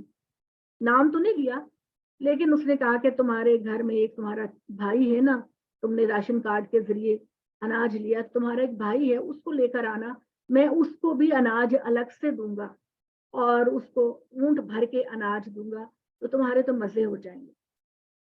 دیکھتے ہوں کہ میں غلہ پورے پیمانے سے دیتا ہوں، بہترین میزبانی بھی کرتا ہوں، اگر تم اس کو میرے پاس نہیں لاؤ گے تو تم خود بھی نہ آنا. حضرت یوسف کو ڈر تھا کہ یہ ستیلے پن کا جو حسد ہے کہیں میرے بھائی کو بھی نہ نگل جائے، تو اس نے کہا کہ اگر بھائی کو نہیں لاؤ گے تو میرے پاس نہ آنا. انہوں نے کہا ہم اس کے بارے میں اس کے باپ کو راضی کرنے کی کوشش کریں. اب ظاہر بات ہے کہ وہ تو یوسف کا صحیح بھائی تھا، تو حضرت یعقوب جو ہے وہ یوسف کے لیے بہت پریشان ہے، تو وہ بنیامین کو کیسے چھوڑیں گے. اس نے کہا کہ باپ کو راضی کرنے کی کوشش کریں گے، اور اس نے نوجوانوں کو حکم دیا کہ ان کا دیا ہوا مال ان کے کجاووں میں ڈال دو، جبکہ وہ اپنے اہل و عیال میں پہنچیں گے، اس کو پہچانیں گے تاکہ وہ پھر آئیں. تو جب وہ اپنے باپ کے پاس لوٹے انہوں نے کہا ابا جان ہم اب آگے کو غلے سے محروم کر دیے گئے ہیں، کیونکہ بادشاہ نے کہا ہے کہ ہمارے بھائی کو بھی لیتا رہا اگر ہم غلہ لائیں اور اس کی حفاظت کا عہد کرتے ہیں. نے کہا کہ اس معاملے میں تم پر میرا اعتماد نہیں، مگر ویسا ہی جیسا کہ میں نے اس سے پہلے بھائی کے معاملے میں تم سے کیا، اللہ بہترین محافظ، سب سے بڑھ کر رحم کرنے والا. تو جب انہوں نے اپنا سامان کھولا تو دیکھا کہ ان کی پونجی ان کے کجاووں میں ہی ڈال دی گئی. کجاوا کہتے ہیں اونٹ کے اوپر جو وہ رکھا جاتا ہے نا، سیٹ رکھی جاتی ہے، تو وہاں پر انہوں نے ان کا غلہ رکھا تو پیسے بھی لوٹا دیے. بولے ابا جان ہمیں کیا چاہیے، یہ ہماری پونجی ہے، ہمیں لوٹا دی گئی ہے، اپنے اہل و عیال کے لیے رسد لائیں، اپنے بھائی کی حفاظت کریں گے اور ایک اونٹ بھر کر اناج علیحدہ ملے گا، یہ غلہ تو تھوڑا ہے. اس نے جواب دیا میں اس کو تمہارے ساتھ تحفظ نہیں بھیجوں گا جب تک تم مجھ سے خدا کے نام پر وعدہ نہ کرو گے کہ تم اس کو میرے پاس ضرور لاؤ گے، اللہ یہ کہ تم کہیں گر جاؤ. تو جب انہوں نے اس کو اپنا پکا کال دے دیا، اس نے کہا جو قول و قرار ہم کر رہے ہیں اللہ اس پر نگہبان ہے.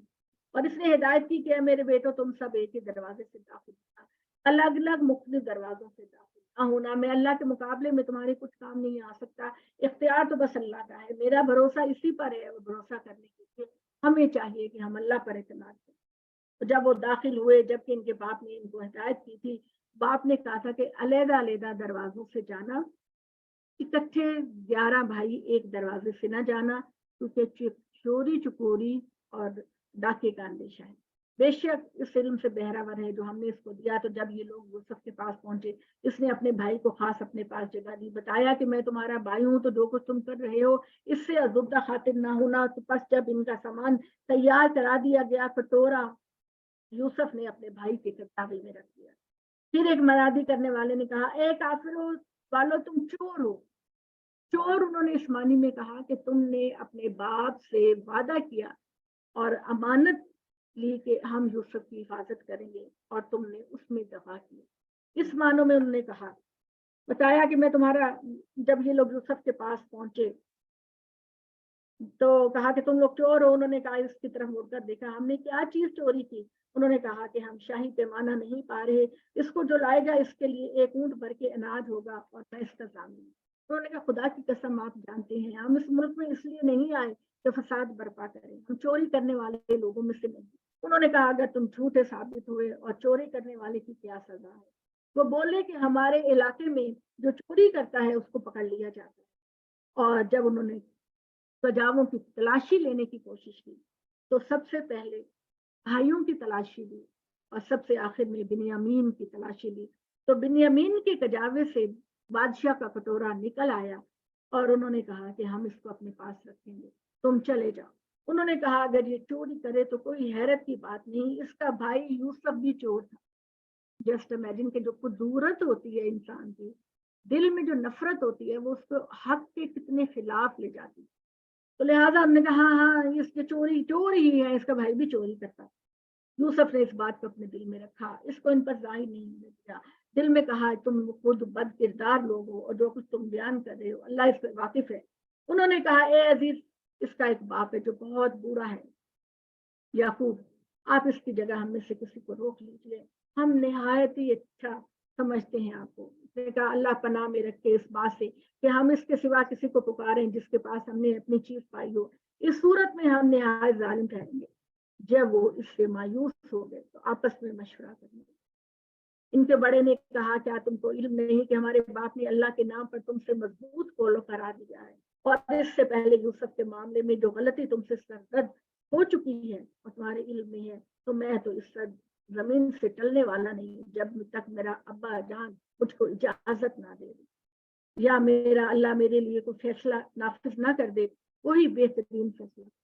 جو بڑا بھائی تھا یہودا, کمپیریٹیولی وہ بہتر تھا, اسی نے قتل کرنے سے منع کیا.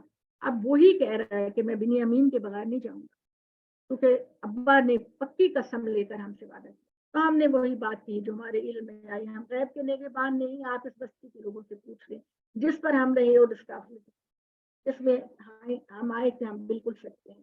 اس نے کہا تمہارے دل نے یہ بات گھڑی ہے تو صبر جمیل ہی اولا ہے, امید ہے اللہ ان سب کو میرے پاس لائے گا. بے شک اللہ علم و حکمت والا ہے. اور اس نے منہ پھیرا اور کہنے لگا ہائے یوسف. جب بنیامین کو ہو گیا تو یوسف کی بھی یاد آ گئی, دوبارہ سے رونے لگے, یوسف کو یاد کرنے لگے اور وہ گھٹا گھٹا رہنے لگا. وہ بولے بخدا آپ یوسف کی یاد میں رہیں گے یہاں تک کہ آپ دنیا سے چلے جائیں گے یا ہلاک ہو جائیں گے. اس نے کہا میں اپنی پریشانی اور اپنے غم کا شکوہ صرف اپنے اللہ سے کرتا ہوں. میں اللہ کی جانب سے وہ باتیں جانتا ہوں جو تم نہیں جانتے. اے میرے بیٹو جاؤ یوسف اور اس کے بھائی کی ٹو لگاؤ اور اللہ کی رحمت سے مایوس نہ. اللہ کی رحمت سے مایوس تو بس کافر ہو.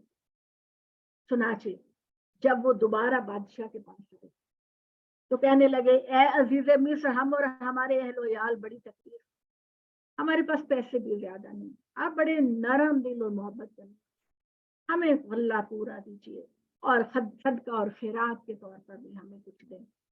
اللہ تعالیٰ صدقہ کرنے والوں کو بدلہ عنایت فرماتا ہے. اس نے کہا تمہیں کچھ پتا ہے کہ تم جہالت میں مبتلا ہو کر یوسف اور اس کے بھائیوں کے ساتھ تم نے کیا کیا؟ وہ بولے اوہ تم یوسف ہو. ہم لوگوں کو شک تو پڑتا تھا لیکن ہم سوچ بھی نہیں سکتے تھے کہ تم ایک کنویں سے نکل کر اتنی بڑی تخت پر جا بیٹھو گے. تو یہ اللہ کی دین ہوتی ہے. اللہ اپنے بندوں کو آزماتا ہے اور پھر ان کو کئی گنا زیادہ بڑھا کے دے. تم یوسف ہو. دیکھا میں یوسف ہوں, میرا بھائی ہے. اللہ نے ہم پر اپنا فضل فرمایا. جو کوئی تقوی اختیار کرتا ہے ثابت قدم رہتا ہے تو اللہ خوبکاروں کے اجر کو ضائع نہیں کرتا. وہ بولے خدا کی قسم اللہ نے آپ کو ہم پر برتری بخشی اور بے شک ہم ہی غلطی کرتے. نے کہا تم پر کچھ الزام نہیں, اللہ تم کو معاف کرے وہ ارحم الراحمین ہے. تم میرا یہ کرتا لے جاؤ, میرے باپ کے چہرے پہ ڈال دینا, وہ دیکھنے لگے گا. حضرت یعقوب روتے روتے بڑھاپے میں اندھے ہو گئے, ان کو کچھ نظر نہیں آتا. تو حضرت یوسف نے کہا کہ یہ میرا کرتا لے جاؤ, ابا جان کی آنکھوں میں ڈال دینا, وہ دیکھنے لگ جائیں گے.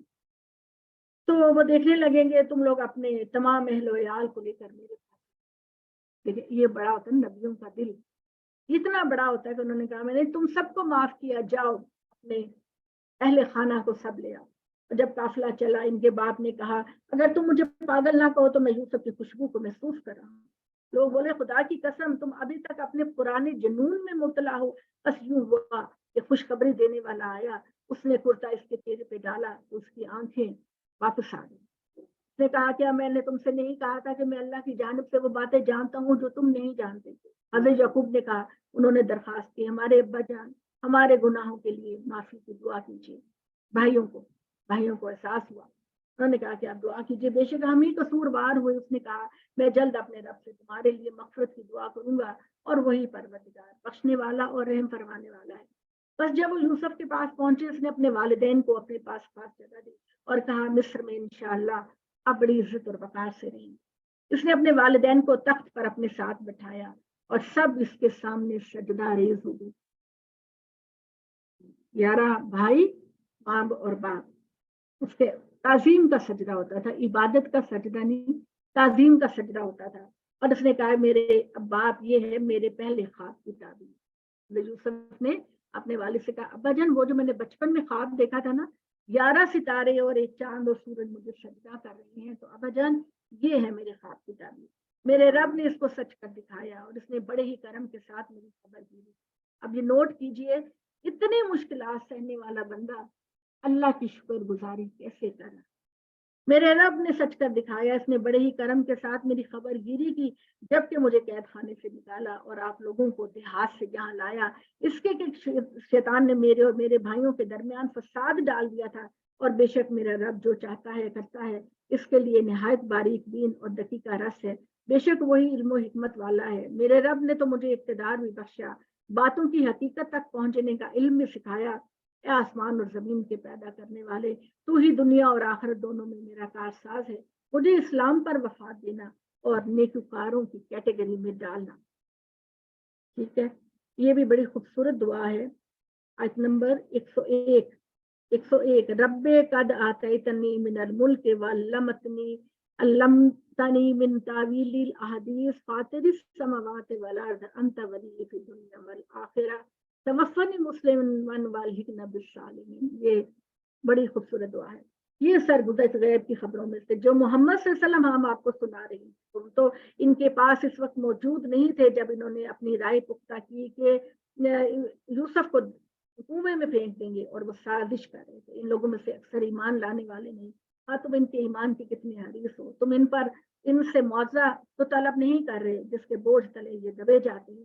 یہ قرآن تو دنیا والوں کے لیے یاد دہانی ہے, اور اگر آسمان اور زمین میں کتنی نشانیاں ہیں جن پر یہ گھوڑے گزرے ہیں تو ان سے منہ موڑتے ہوئے, اور ان میں سے اکثر اللہ کی پر ایمان نہیں رکھتے مگر اس طرح کے ساتھ ہی ان کے شریک ٹھہراتے ہیں. کیا یہ لوگ اس بات سے نڈر ہیں کہ ان پر عذاب الہی کی کوئی آفت یا قیامت آ جائے اور اس سے یہ بالکل بے خبر ہو؟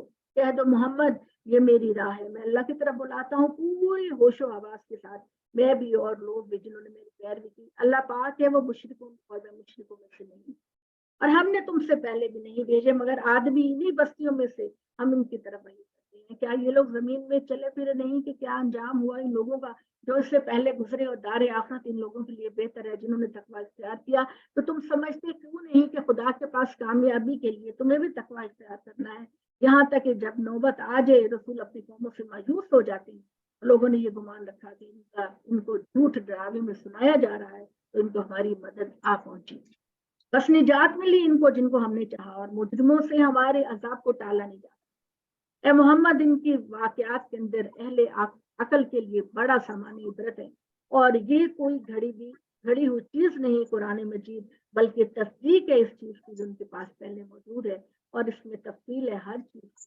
ہدایت اور رحمت ہے ایمان لانے والوں کے لیے.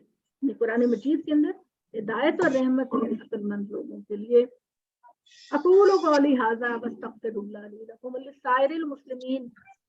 مجھے پتا ہے کہ آپ کو لمبا لگا ہوگا, لیکن یہ درمیان میں چھوڑا نہیں جا سکتا تھا واقعہ. اس کی 12 اور 2 رکوع ہوئے ہیں. اچھا چلیے, اللہ میں نے چاہا تو انشاءاللہ سب ہو جائے گا. جی ماشاءاللہ 13واں پارہ ایک پاؤ سے زیادہ ہو گیا ہے. 2 رکوع ہیں اوپر جی سوا, مطلب آدھا 1 پاؤ اور 2 رکوع. हाँ जी चले अल्लाह मियाँ कबूल करे जी इंशाअल्लाह ताला। माशाल्लाह बड़ी तफसील से होता है ना, तो वो वरना जी इतनी देर में तो ज्यादा भी हो सकता है, हमें मगर आप नहीं, मेरा माशाल्लाह ये मतलब होता है कि ऐसी चीज पढ़ने का क्या फायदा जिसकी समझ ना आपको आ रही हो। नहीं समझ आप के पूरा टाइम किस्सा निकालते हैं समझने तो में। कम से कम जो पॉइंट आता है मैं ब्रीफली उसको बयान करती हूँ, जो पॉइंट भी आता है, ताकि आपको फायदा तो हो। जी कोई सवाल है जी? हम यहाँ जज़ाकल्लाह। हमारा दौरा कुरान जी जो है वो जज़ाकल्लाह। सबसे मुफस्सिल हमारा जा रहा है। माशाल्लाह माशाल्लाह। बस अल्लाह ताला आप सब पे खैर व बरकतें नाजिल करे और अल्लाह आमीन। ताला दुनिया और आखिरत की आप खुशियां पे दे। भी, अल्लाह ताला आप पे मेरे भी। माँ बाप और आपके माँ बाप को जन्नतुल फिरदौस दे और हमें जन्नत में उनके साथ मिला दे।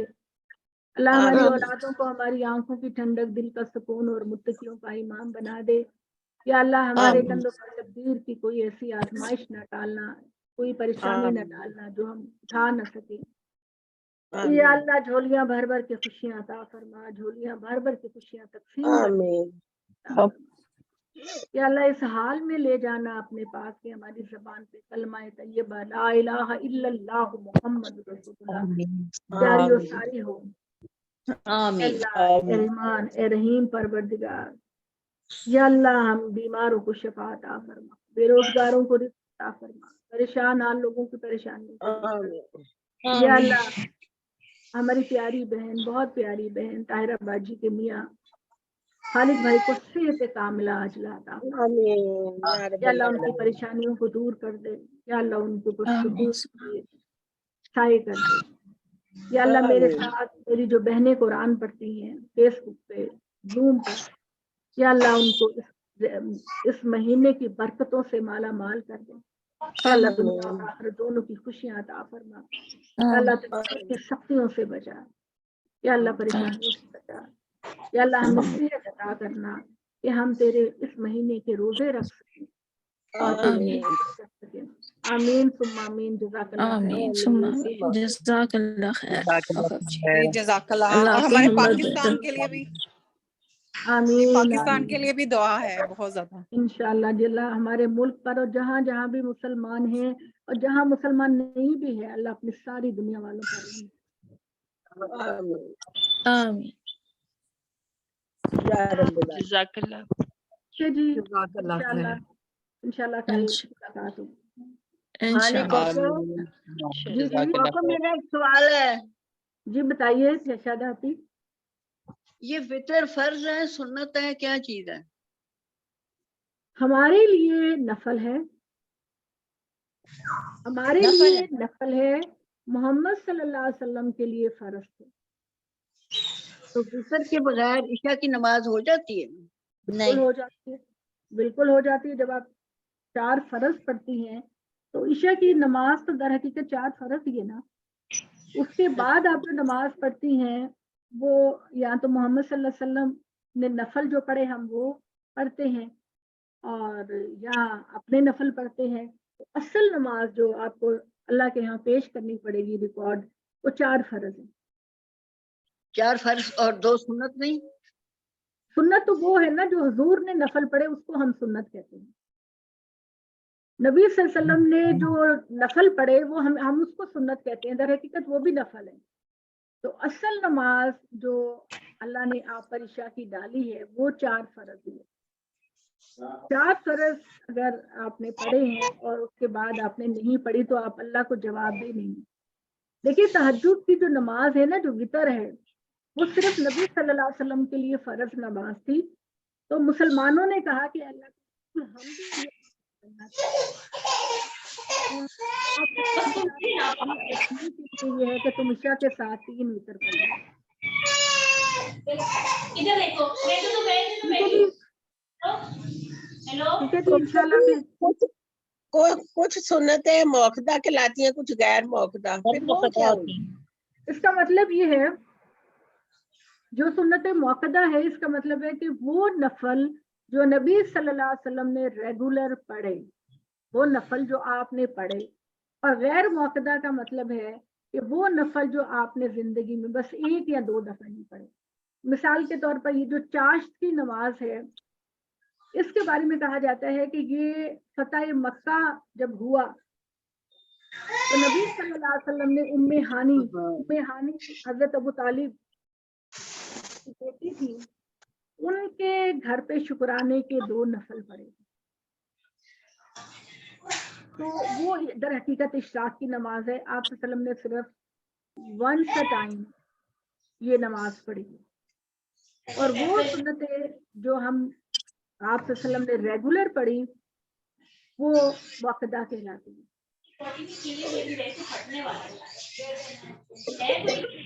ٹھیک ہے جی. جی جزاک اللہ. السلام علیکم. وعلیکم السلام. سب سلامت رہیں، اللہ کی امان میں رہیں. بچے